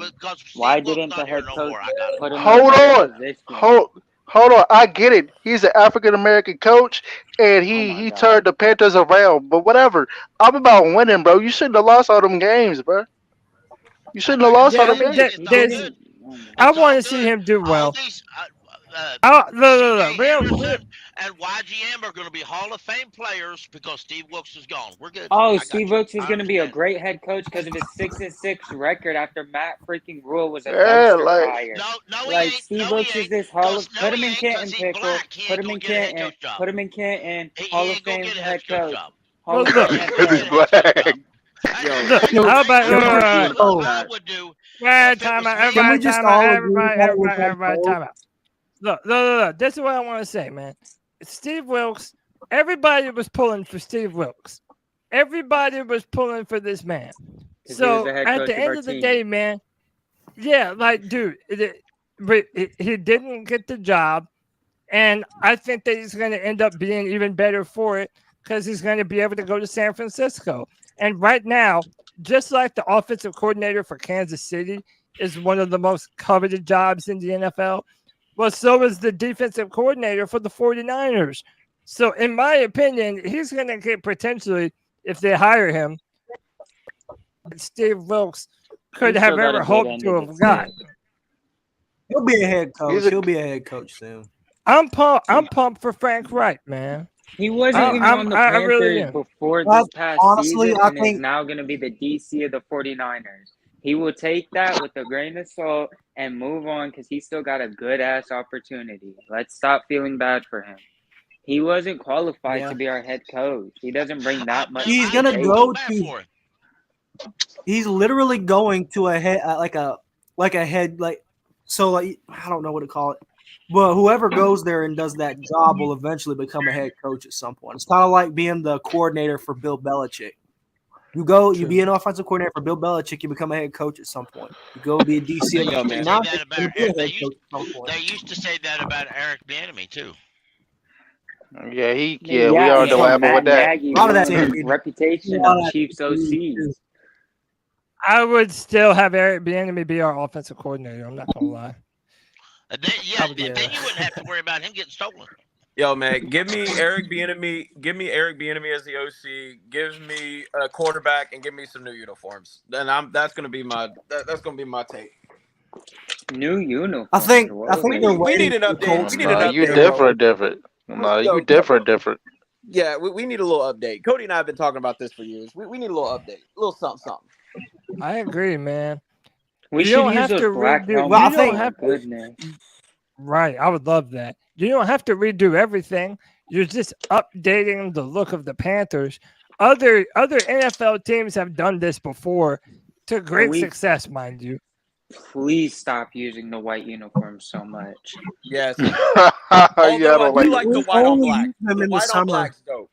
White on black's dope. I want the silver. I like the white on black. I want them to wear the silver pants more again, instead of just the whites on whites or the black on whites. I like the silver. Yeah, silver. I think they should wear the blue. I just want silver, the blue, black helmets, man. The blue on blue, bro. They'll wear them. They'll probably wear them during like primetime games. I think like the blue on black. When they do all blacks. If we had like white helmets, blue helmet, we just have more alternate. But that's nonetheless. I'm just throwing. I don't think about I hear you. They're pretty good. Like, I think I would work in a silver one, silver white. See, the white helmet. I'm not too hip on the white helmet. I would prefer the black helmet. Yeah, I want the black helmet, man. Dude, that black helmet, that was so fire. I love the black and blues on. Yeah. They're reporting on Twitter right now that there's been an explosion over the skies in Montana. Where that just some Chinese balloon. Oh, where that weather balloon was? Yeah. That's only popping off. Yeah. They got them Chinese balloons. Oh man. Yeah. China is these Chinese balloons flying trending on Twitter. Yeah, that's funny. But China's trying to draft CJ Stroud. They should down the moment they saw. It's an alien invasion is what it is, y'all. Hey, hold on. Let me welcome my man Daniel to the show. Daniel, sorry I got to you a little bit late, man. What's up? Nah, man, you're good. I was just listening to you guys talking about aliens and I don't know what. Yeah, it's aliens. That's up there where them giants are. So gentlemen, my question, I don't know if y'all touched this already or not, but I don't know I don't know if y'all read the report or if you haven't talked about it. I just now hopped on. But about some of the players being disgruntled about the hiring Reich. Oh yeah. We didn't talk about that yet. Yeah. It's probably Jack. But Daniel, since you brought it up, you're first. What do you think? What do you think about it? Well, my thing is, man. I mean, I own my own company, and I was, I was talking to my wife earlier about all this, and I was like, the thing that as a business owner, you have to think is, if you think that an employee is going to bring, some kind of tension or something between you and the rest of the employees, then sometimes, unfortunately, you got to let them go. You have to get rid of them because that can bring your whole company down. One employee. Absolutely. Imagine if the Steelers kept Antonio Brown. Exactly. Well, also, it's like if your employer hires a new head coach, that's your new head coach now, man. The players don't get to say so. Yep. They don't get to say so over who the head coach is. So unless you're willing to hold out to get Steve Wilkes hired, like, dude, that's that road leads to nowhere. That's stupid on your career. That's stupid on your career. Let me say this. That's kind of happened. I believe that's happened in the past for other teams, and it never works out for the player. I mean, I personally, my own opinion, I think it's all media hype. I don't think none of it's real. The little article that was floating around on Twitter, if I read the article because somebody else had mentioned this issue, and he's right. Those are quotes that were done late December, early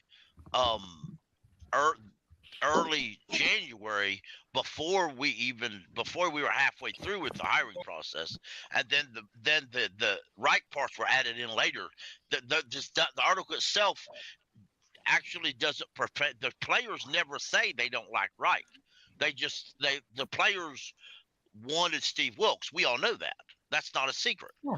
And the guy who wrote the article is trying to feed into a narrative I don't think is there. But just say I'm wrong and the narrative is there, then whoever don't like it too much, you're either on the boat or you're off. Yeah. Which I mean, apparently this article came from Pro Football Network. Hey, Cody. You know, and I know that. Yeah, go. Wait, hold that thought, Yeah. I'm just getting off. I'm gonna go spend time with the fam. But my last thing that I'm gonna say is, and then I'll watch it. I'll watch what y'all's reaction to this is.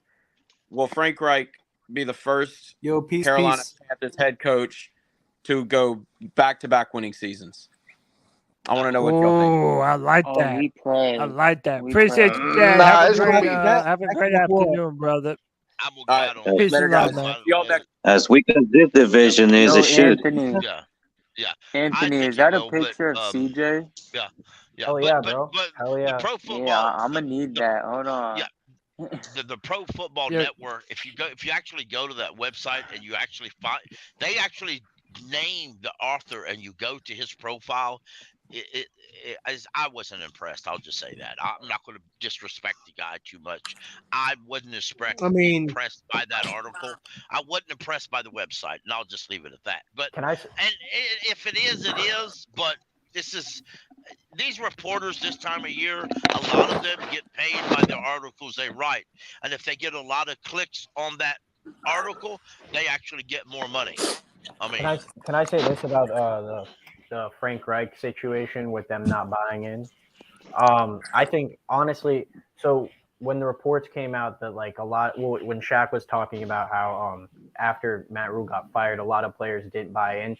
I think Frank Reich's well known around the league, so I think they can probably have conversations with people, in the NFL to get their own opinion on this guy. Like with Matt Rhule, they probably didn't trust what he was building just because, he was a college coach and he never did this before. So I really think, if players are upset that Wilkes didn't get the job, you can either pout about it and move on and just support the new guy at the helm, That's kind of how I feel about it. And I advocated for Wilkes too. I know how the NFL is, and it's a tough world in the NFL. So, but I'm glad he's hopefully going to get a new opportunity in San Francisco, because that will obviously lead him to hopefully a coaching hire later down the road. He'll just need. I mean, the last two defensive coordinators got one.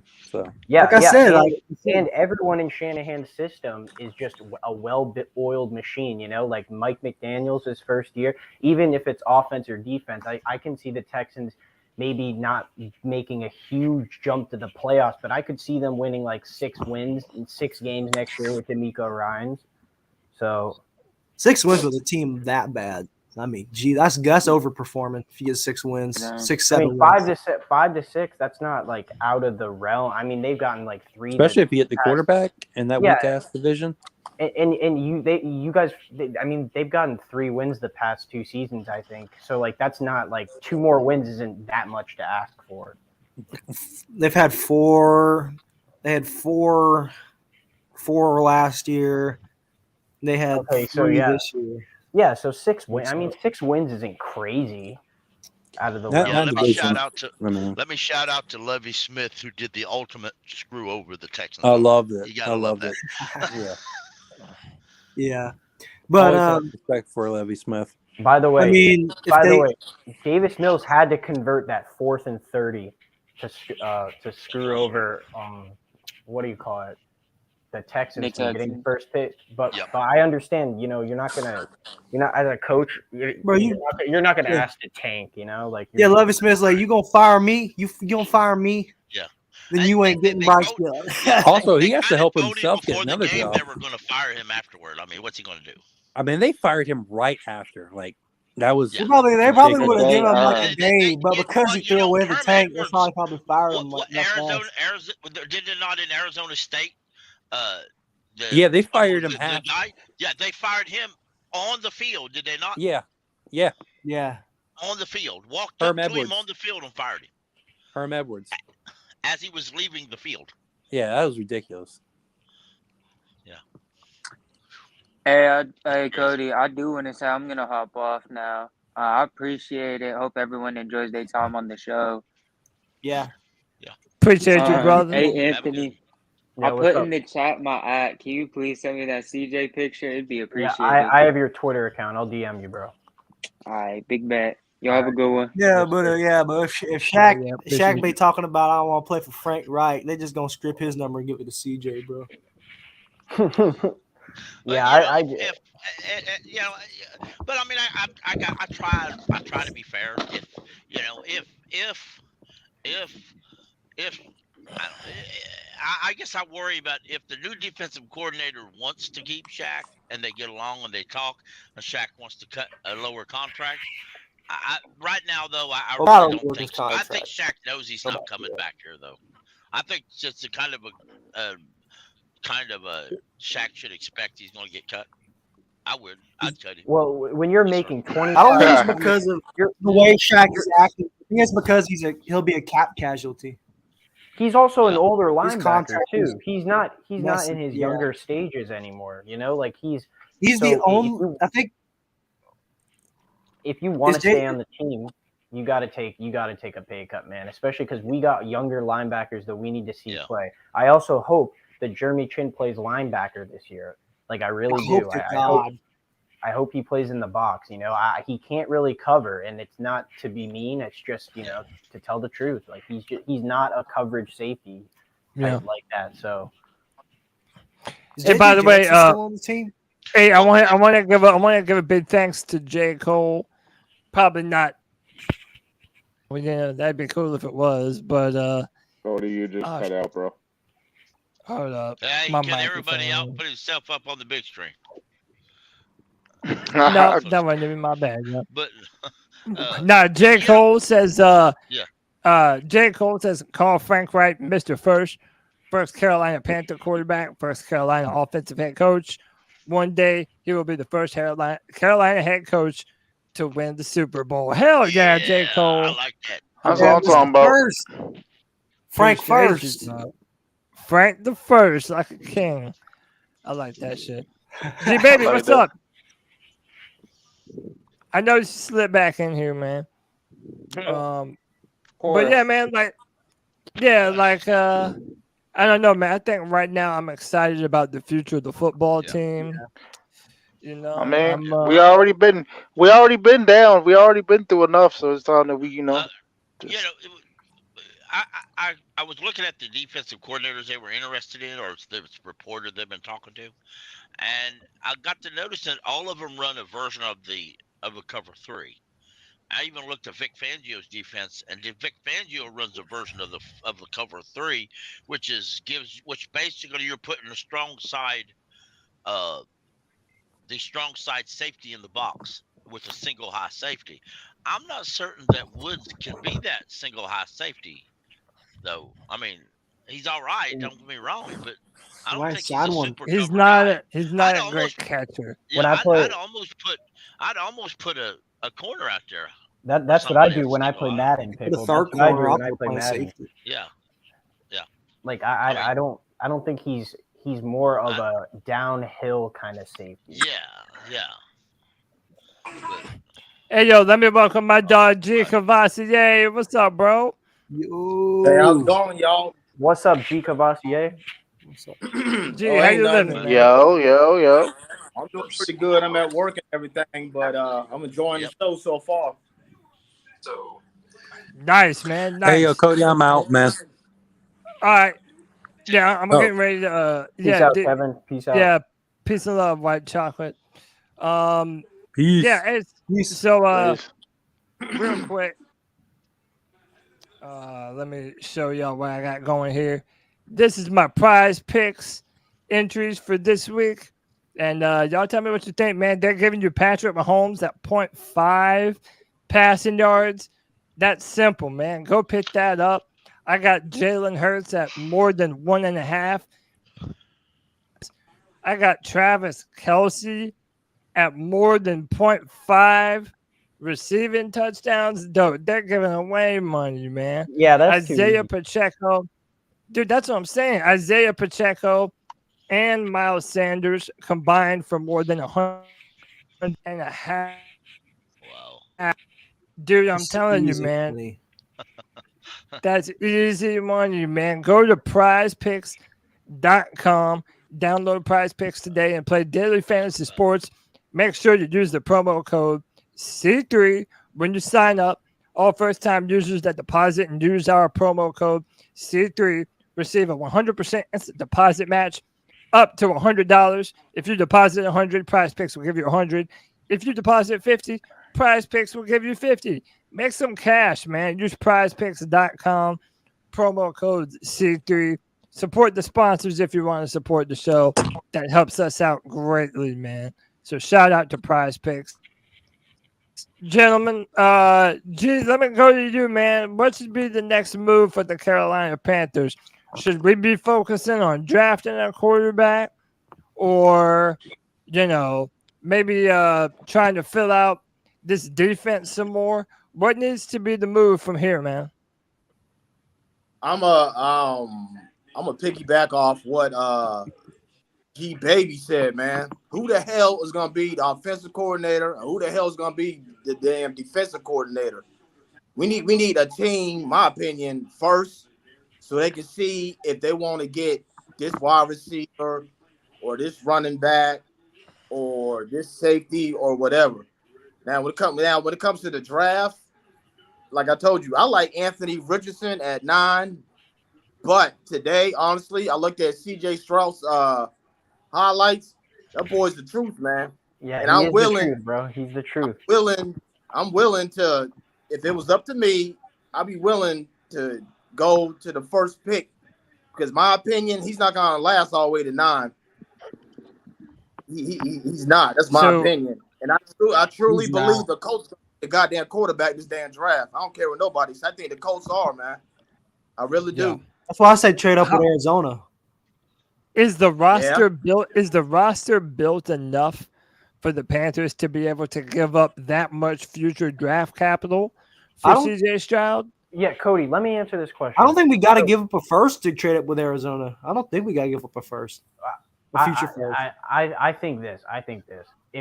If y'all Panther fans say that we're close every year, then we might as well make a move like this, man.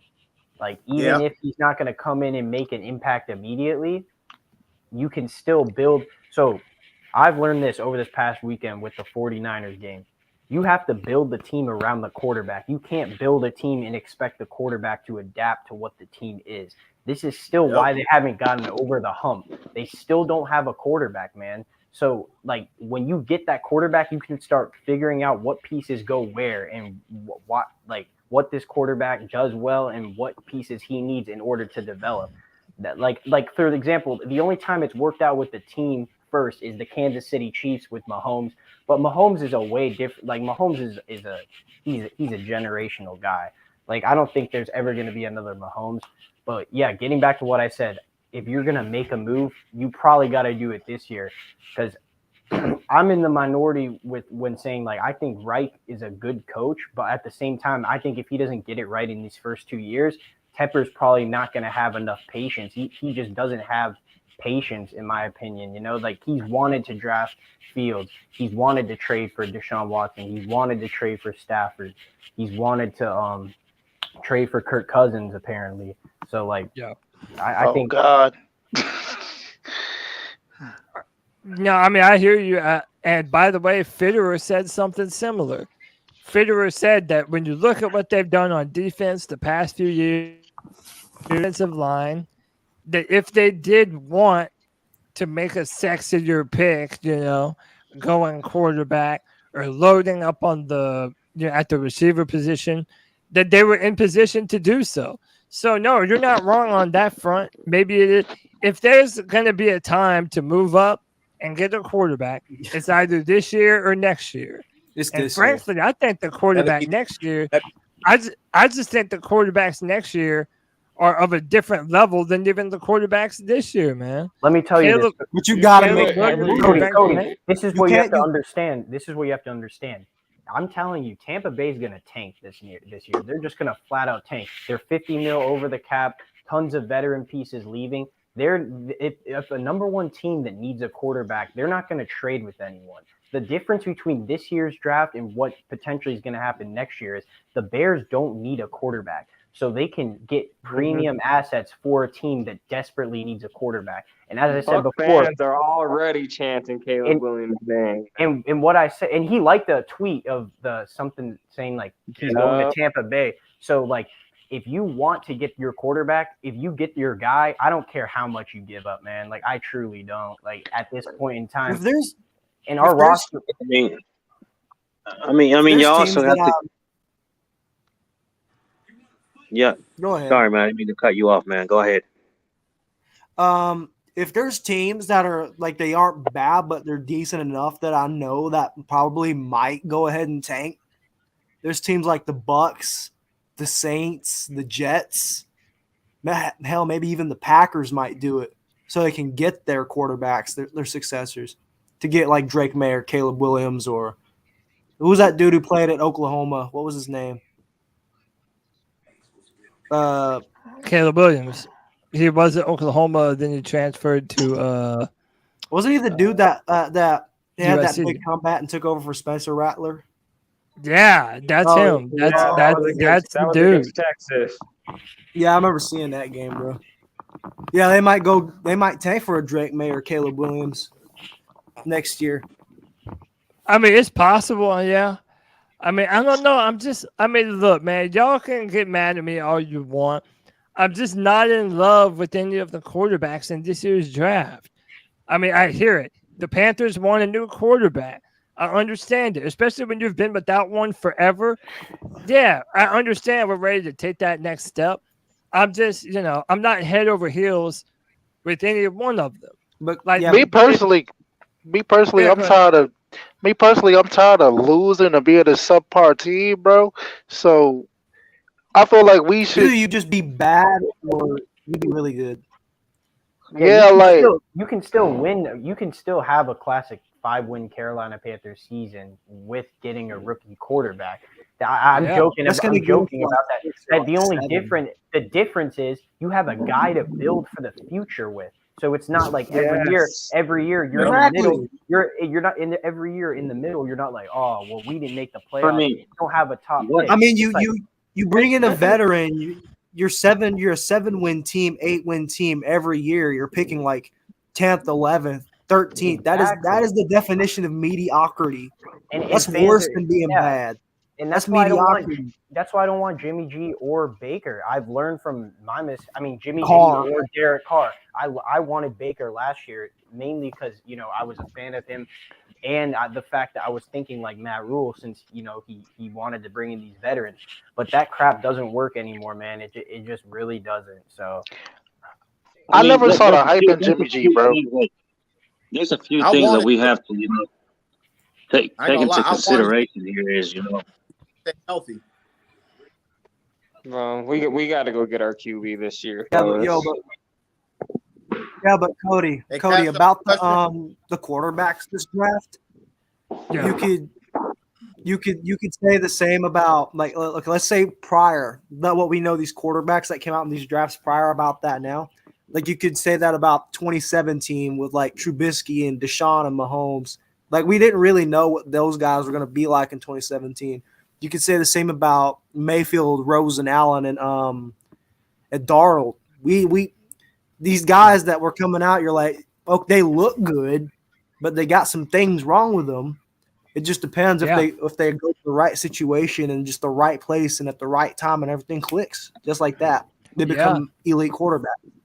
Yeah, like we knew Joe Burrow was going to be something.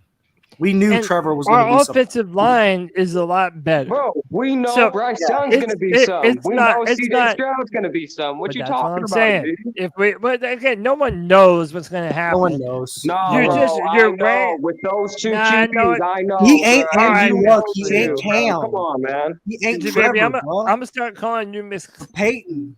So you got a crystal ball to see the future, dog. I'm saying it's all about scenario. And I even understand you have the right scenario to put a quarterback behind an offensive line that is playing better than it ever has. Yeah, it's not outside of the realm of possibility to think CJ Stroud might burn it up with the Panthers. We're not even going to have the same offensive line, though, Cody. We're going to be missing Austin Corbett the entire season of 2023. I promise. No, we're not. No, we're not. Yes, we are. Yes, we are. Okay, how can you say that, Anthony? He might be right. He did tear his ACL. Bro, Odell Beckham just tore his ACL in the Super Bowl, and he still hasn't came back. Deontay Brown, baby. Over 300 pounds, all dude. Right. And the trenches. And not only that, Brady Christensen has a fractured ankle now, bro. Well, this is the thing. We have Brady Christensen will be fine, but this is Cade Mays. He'll be fine, but he still has to come back and rehab. Cade Mays can replace Corbett. For the Cade Mays, I've had my. Or we could just draft a guard in like the second round. Yeah, like that's the thing. If you trade up and get your quarterback, you're going to spend the other picks all on what you need. So, like, I could see us drafting a linebacker immediately after, a depth piece for the O-line, maybe another safety. And I would personally try to get a defensive end in free agency. I don't think having another you can get a DN. Yeah, you can get DNs in free agency. We go crazy on free agency, in my opinion. We don't really need like a elite pass rusher. We just need one that we know can get to the quarterback. Yeah, we need a productive one, but that's why I don't want a rookie, because they are not going to – they take time to develop, So unless you're Myles Garrett. Yes, but we're not in a position to get a guy. I would sign, like a Yanganic Ngakwe or someone to that caliber to put aside Brian Burns, someone that – hopefully we run a 3-4, because that's where Brian Burns can thrive the most.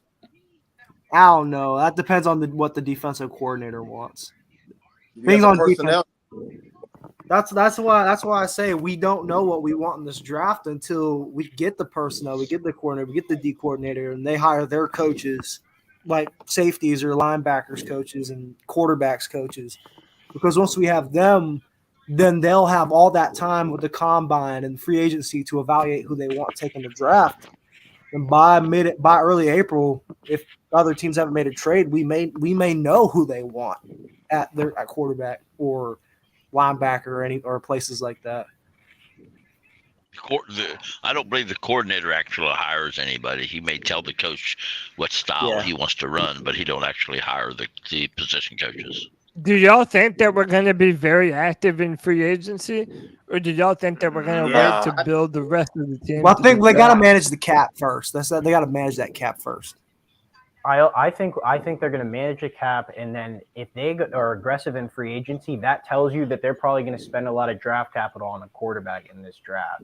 If they go really aggressive in free agency, they're probably going to be like, all right, we need to sign some guys now because we're not going to have as many draft picks to take a look at. I don't think we got the money to sign free agents like that. Well, G-Baby, when we do restructures, we'll have like $50 million in cap space when all the restructures are said and done. So we're going to have some money to spend on some players. I'm not saying we're going to go completely crazy, but we'll be able to bring in some pieces to this team.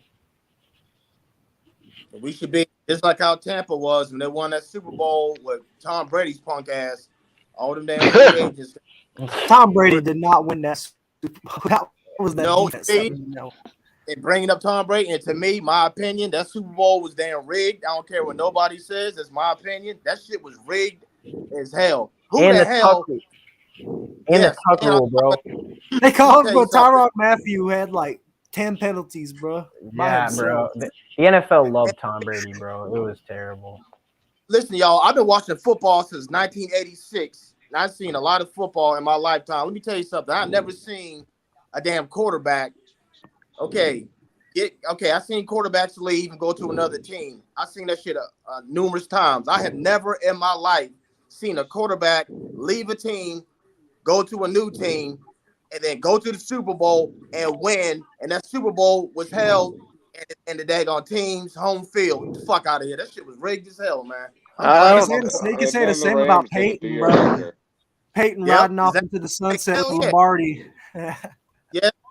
Just think about it. The 2 times the Panthers been to the Super Bowl in 2003 and 2015, we got fucking screwed. We beat the Patriots. I swear that shit was rigged, and Super Bowl 50 was damn rigged. They don't want Peyton Manning to lose to Cam Newton. Everybody, I mean, it's sad. Oh, we can't. No, you can't have. No. NFL was not having that. The problem with this, though, also in that Super Bowl 2015 was we ran like 12 plays that year because Cam was so unstoppable. So like once they kind of stopped our run game and shit, it was bad, man. And we didn't have a good enough offensive line to. It was really Cam was just a goat that year, man. He was just a real goat, and he didn't really have the right offensive personnel around him. Like he did in terms for him to thrive, but at the same time, if he had a better offensive line, yeah. Y'all remember that dude? Von Miller destroyed. Oh my God, man. Mike Remmer. The one thing that gets me is none of them in the national media wanted to talk about it rigged. None of the players wanted to talk about it rigged before. But when Joe Burrow gets screwed out of going to the Super Bowl the other night, now everybody wants to say it's rigged. Oh no, Joe Burrow got washed. No, that game wasn't rigged because let me tell you this. Earlier in that game, Kansas City got a holding call on a walk-in touchdown, and like there's holding on every play, so the refs just can decide when they want to call holding. The referees were just bad. The referees are extremely bad. I don't think the NFL knows. And to me, a lot of this boils down to one thing: the owners. The owners they don't want to put in. They don't want to lose control of their moneymaker, and that's the NFL. Because if they forced the refs to be better, then they would have to do that. If they forced, if the NFL was forced the refs to be better, then somebody's going to say it's like the NFL. The only person who can fire an owner and remove the team from the owner is other owners. The only people that can, even if David Tepper was to, I'll just say Dan Snyder. If Dan Snyder was to sell his team, say he told Ron Rivera, "Give me $20 million, I'll give you the team." The other owners would have to approve it, or the sale's null and void. True. The owners control everything, right? If Roger Goodell says to an owner, "You can't do that," a few months later, the owner's going to say, "You don't get your raise." Fact is, you don't even get to keep your job, and that's just fact. Did y'all see the clip of Arian Foster? Did y'all see Arian Foster? Yeah. And he was basically like, they give a script before every game, and dude, I saw Jonathan Stewart making fun of it. What about all the players that injure themselves? Like, you're going to tell me that the NFL is making these players be okay with getting themselves hurt in the right kind of way? It's like... And they're talking about bounty games. Like, come on, man. To me, like what Pickle said, to me, the refereeing is probably the most incompetent out of every major sport in the world. Like the referees are just terrible. It's only second to like soccer refs doing that. There's 6 referees per game. I think that's how that works out. If you're the NFL, when you know, and I may be wrong on that number, but if you're the NFL, you say you're the group owner. Say we all owned a team, and we know our refs were bad. Would we not have the intelligence to say, okay, we've got to figure this out? Number one, let's train our refs better, or let's replace our refs.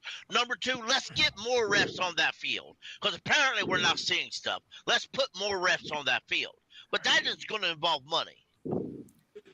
Bro, you know what I think? You know what I think is happening personally? I think so. In my one of the things that has been recommended is have all the referees be full-time employees. So instead of have them year-round and make sure that they're studying year-round. The problem with that is though, here's the problem with that. Then if you have referees that are paid year-round, then the referees are going to be able to have a referee union. And I don't think the NFL wants a but benefits, all that shit. I don't think the owners, they already don't want to deal with the players union. I don't think they want to deal with the referee union. Right. Right. Yep.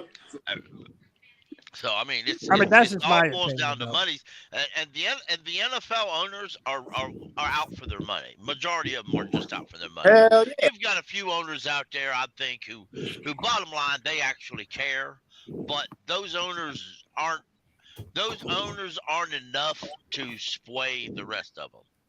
Okay, because you got owners who are just out for their money, and if you and those owners ain't giving up their money for nobody.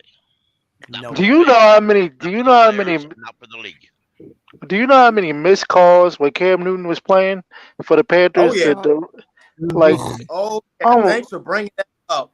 Woo, hey, you know what? I'm gonna tell you a damn game that so many daggone penalties were damn missed. Y'all remember the Super Bowl 50? Okay, y'all remember the first game of the season? Yes, it was 2016. Denver versus Carolina. It was helmet to helmet against Cam Newton, damn near the whole entire damn game. They ain't call that shit. I've seen one where I seen a player like literally punch Cam Newton dead in the face, and they didn't call that, bro. I'm like, yo, they do not like Cam, bro. Bro, listen, I think man. I got a question for you guys, real quick, man. Do you think us as Panther fans, do you think we have been spoiled over the past couple of years? With me, like, we got a season that we're getting ready to go into this season. But you think we've been spoiled in the past with the likes of Julius Peppers, Mike Rucker, Dan Morgan, Will Witherspoon, Charles Johnson, Greg Hardy, and now we're facing this shit. Yeah, you feel we've been spoiled? To go off what you said, G, we've been spoiled with these amazing first-round talents. The reason we haven't been able to put together consistent seasons is because they're carrying so much of the freaking load, man. Like, we never had other pieces around them, like that was my whole thing. Like, that's why I hope we can really draft in these later rounds and find these hidden gems. Like the Chiefs, like they have like 2 starting cornerbacks that were both 6th-round picks, and they have Isaiah Pacheco from the 7th round. Who would have thought a 7th rounder is like the starting Chiefs running back now? Like that shit is crazy to me because we never have that in Carolina. So I think we need to hopefully Fit can do some good late round drafting this year, potentially find some hidden gems that we can develop. But hold on. Go ahead. Go ahead, Nassib. I got you. Not only are we spoiled, like I'm mad low key because like out of all the we got all these players that we had before, Luke Kuechly, everybody, Peppers, but we had pretty good seasons. Now we going through this bullshit. Like I'm mad as shit because I'm not I don't live in Carolina right now. I live in VA, so it's Redskins and Cowboy country over here. You know what I mean? So when I talk about my Carolina Panthers, they be like, bro, y'all not even. What are you talking about? Y'all not even getting off the, what I'm saying? Y'all not even winning for real. So, I got to defend my team against, Cowboys and Redskins. That's, gang territory over here. You know what I'm saying? I'm not going to lie, bro. Yeah, I don't know why Washington fans will be talking crap, bro. They got nothing to say to us, Washington fans, man. See, my man that just said that. I live in VA, too. When it comes to these Cowboy fans, I shut them up all the time. I'll be like, y'all can say y'all got all these rings and we're America's team and this and that. This is how you shut Cowboy fans up. You name one team that shut that dynasty, that killed them, was the fucking Carolina Panthers. That's a fact. That's a fact. We're the ones that ended that dynasty. It was January 1997. I mean, I was a senior in damn high school. And on top of that, they are 0-2 versus Carolina in the damn playoffs.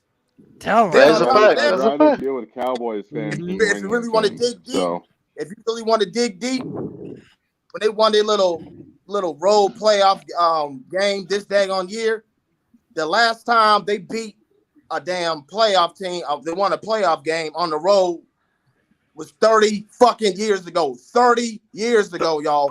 Okay? 30 years ago. And since they won that Super Bowl in 1996, they only won 4 playoff games. So all the America's team bullshit is out the damn window. I'm like, shut up with that shit. I work with 4 Cowboy fans. I shut them up all the time. I said, well, the Panthers may suck this year. I'll give you that. But let's be real. In the last 20 years, we've won more playoff games than the Cowboys have. Yep. Hell yeah. That's a proven fact. You know. But I work with the Falcon fan, I work with the Broncos fan, and I work with an Eagles fan. Oh, man. They're just really cocky. I'm not a cocky Panthers fan, but I don't let nobody talk about my team. I'm like, y'all, I'm just like all you guys. Don't talk about my damn Panthers, man. But I ain't got but one of them Cowboy fans are cocky. The rest of them ain't, though. They're pretty good people. Y'all know we have a 9-8 playoff record. We're a winning team in the playoffs, man. Let's go. We you know, like that's we're why, a good. That's why the NFL didn't want to see us in the playoffs. See, Exactly.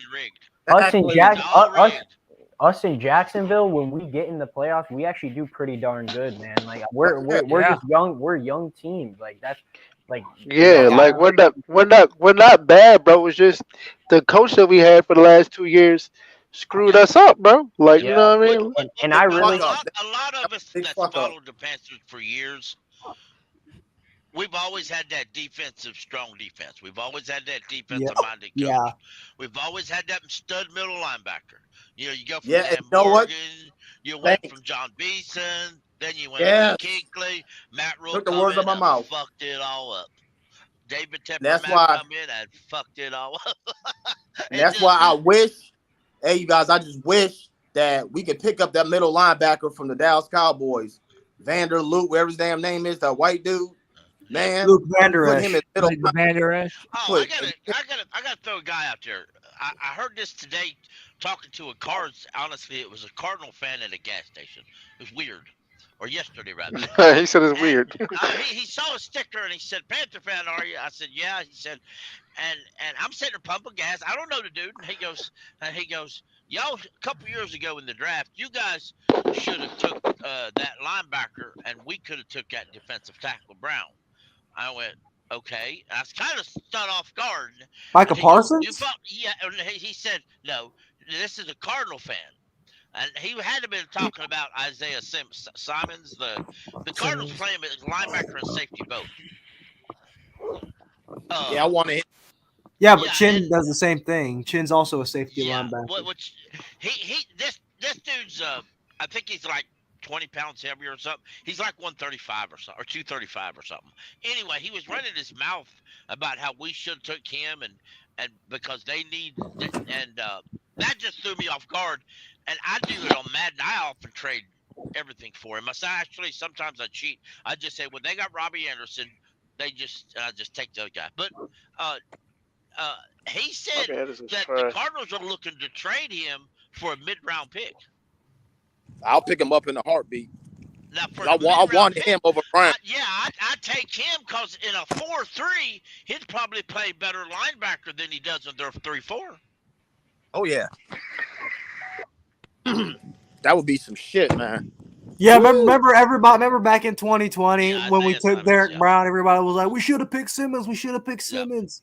We should have picked Isaiah Simmons. Yep. Hey, so we're at. Go ahead, G. I say when we picked up Barnes, I wanted damn Sweat. That's what I really wanted. I forgot his first name. Montez. Montez Sweat. Yep. Hey, so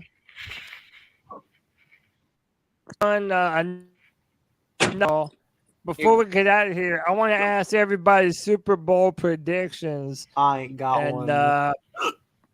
I know I'm gonna need one from everybody. That's the rule. I got you. I'm gonna go first. All right, yeah, go ahead, Nasib.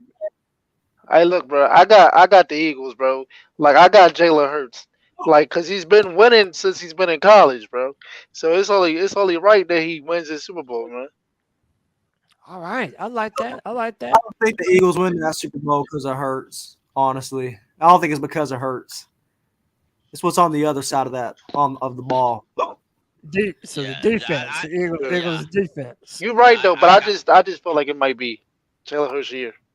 I feel you, man. I got the Eagles too, because I believe the Eagles front seven is going to humiliate Patrick It's Mahomes. that defense. Their defense, bro. They are. Their defense. I mean, the Chiefs' offensive line is all right, but I don't think they can stop the defensive line. The defensive setup that the Eagles have, because when they blitz Reddick, they'll line him up at linebacker and blitz him, and then they'll line him up at linebacker. Then all of a sudden he drops in coverage, somebody else comes out. Yeah. I mean, they shake that up so much. There's no way you know where it's coming. So, Pickle, you're picking Philly? Yes. All right, we got two for Philly. Yeah, go ahead, Nick. I'll go with Philly too, and then my bold prediction is Hassan Reddick puts Patrick Mahomes. He takes him out for the season. Woo! Well, that's it. Oh, so he finishes the job? Yep, I think he does it to Patrick Mahomes too. Yo, Mahomes is injured, isn't he?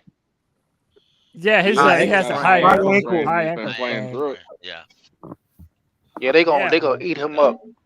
Yeah, I think so too, man. I'm not even gonna bury the lead.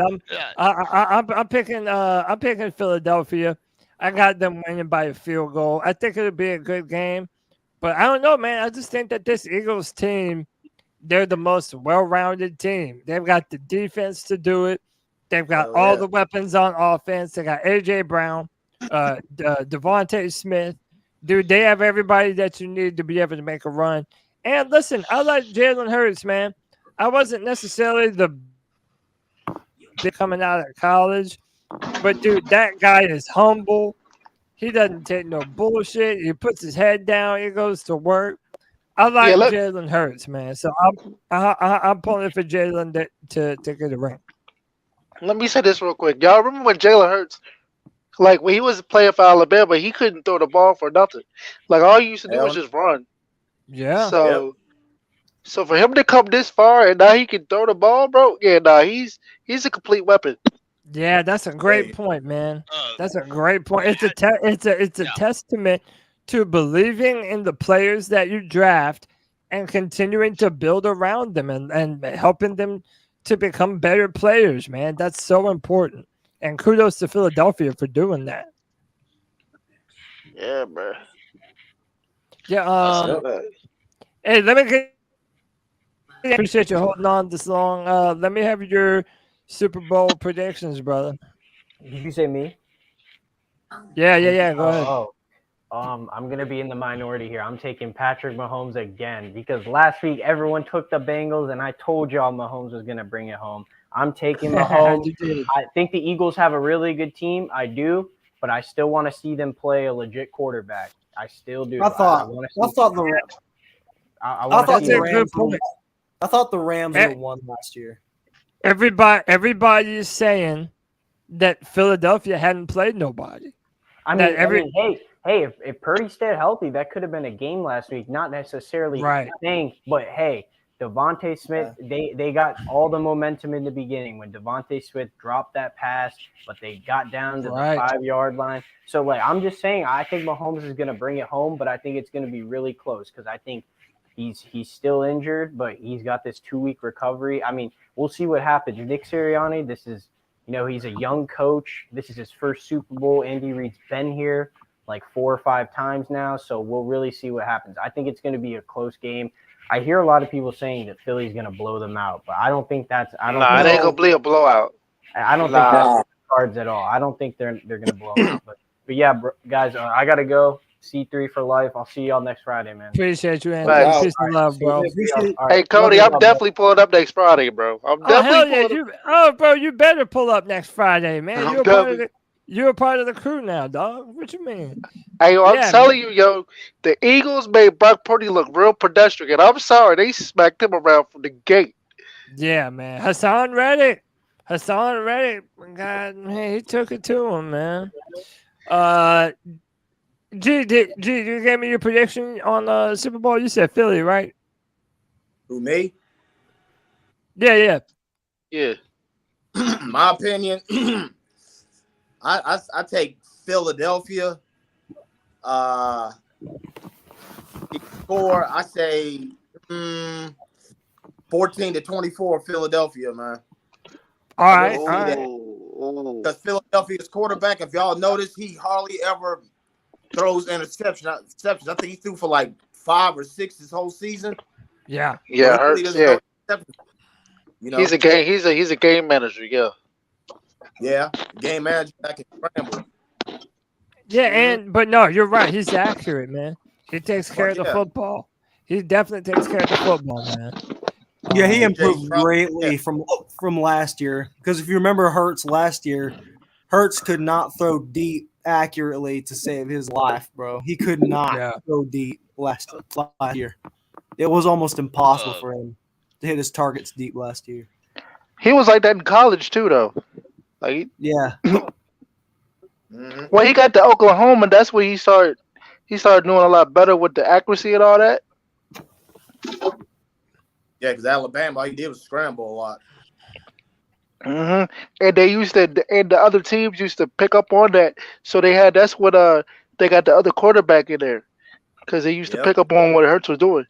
Yeah, they put him to the Eagles have a passing game coordinator named Kevin Patalo, and the Panthers are expected to interview him as the offensive coordinator. Ooh, that'd be good. That'd be fire. Yeah, he has deep. My fear. Anyway, so do you think Shane Steichen is going to be getting a coaching job this year? Well, no, I don't think so. Maybe not now. No, he might have. No. Because I'm afraid.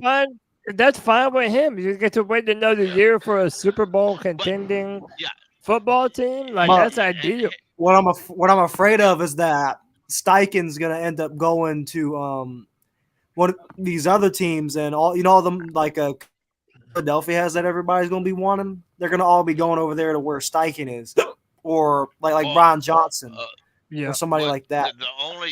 The only problem, the only team that's really open. Well, the Colts are open, but we know who's going to get that. The Cardinals are still open. But they're having a mess because they've had a few people turn them down. They're finding it. From what I read today, they're getting hard to bring coaches in to interview. It's probably because Kyler don't want them there. But nobody wants to work with Kyler Murray. Yeah, because Kyler Murray is difficult. Nobody wants to work with that man. Yeah. You know Kyler Murray is different. That contract, you're stuck with him. You can't.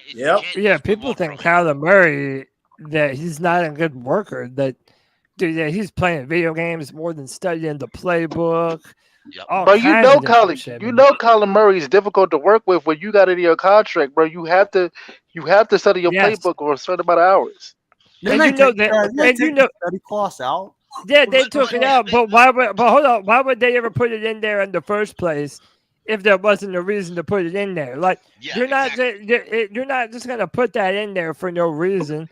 It says to me that the organization felt that he didn't have his priorities in place. And what to say about your head coach? When you fire your head coach, the first thing he does is get on a jet and go to Thailand, and he stays there. He doesn't want to associate. So I don't know if you guys play Madden. So it's this mode on Madden called the Yard. That's the type of quarterback Kyler Murray plays like he plays backyard football. So it's like, no, you need to study this playbook, bro. Yeah, right. Yeah, Kyler Murray built his franchise through Madden, bro. Hey,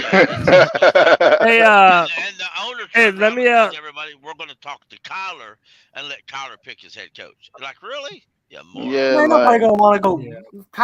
If Kyler's picking the coach, nobody gonna want to come here, bro.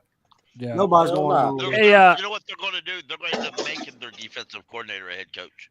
Hey, so the guy. let me go to my man Daniel. Let me get Daniel's Super Bowl prediction. Daniel, who you got? The Philadelphia Eagles or the Kansas City Chiefs? I'm gonna go against the grain here as well, gentlemen. I'm gonna go with the Chiefs, and I'll tell you why. I've got family that were Bengals fans, and they were all like, oh, Patrick Mahomes is hurt and all this, and I told them, I was like, listen, man, y'all still are playing Patrick Mahomes. He may be hurt, but y'all still playing Patrick Mahomes. And come the end of that game, I looked at him and I told him, y'all still playing Patrick Mahomes. It's like, so at the end of the day, I mean, look, that Philadelphia Eagles defense is scary. They're pretty dang good, but at the end of the day, I also put Jalen Hurts against Patrick Mahomes, and I don't see a competition between that. There's just not experience and being there. There's really no comp between Mahomes and Hurts, in my opinion. Yeah, Mahomes is probably the best player in all the NFL. It's just what I'm just comparing the rosters between the two. Who has the better team overall? Who has more talent? Yeah.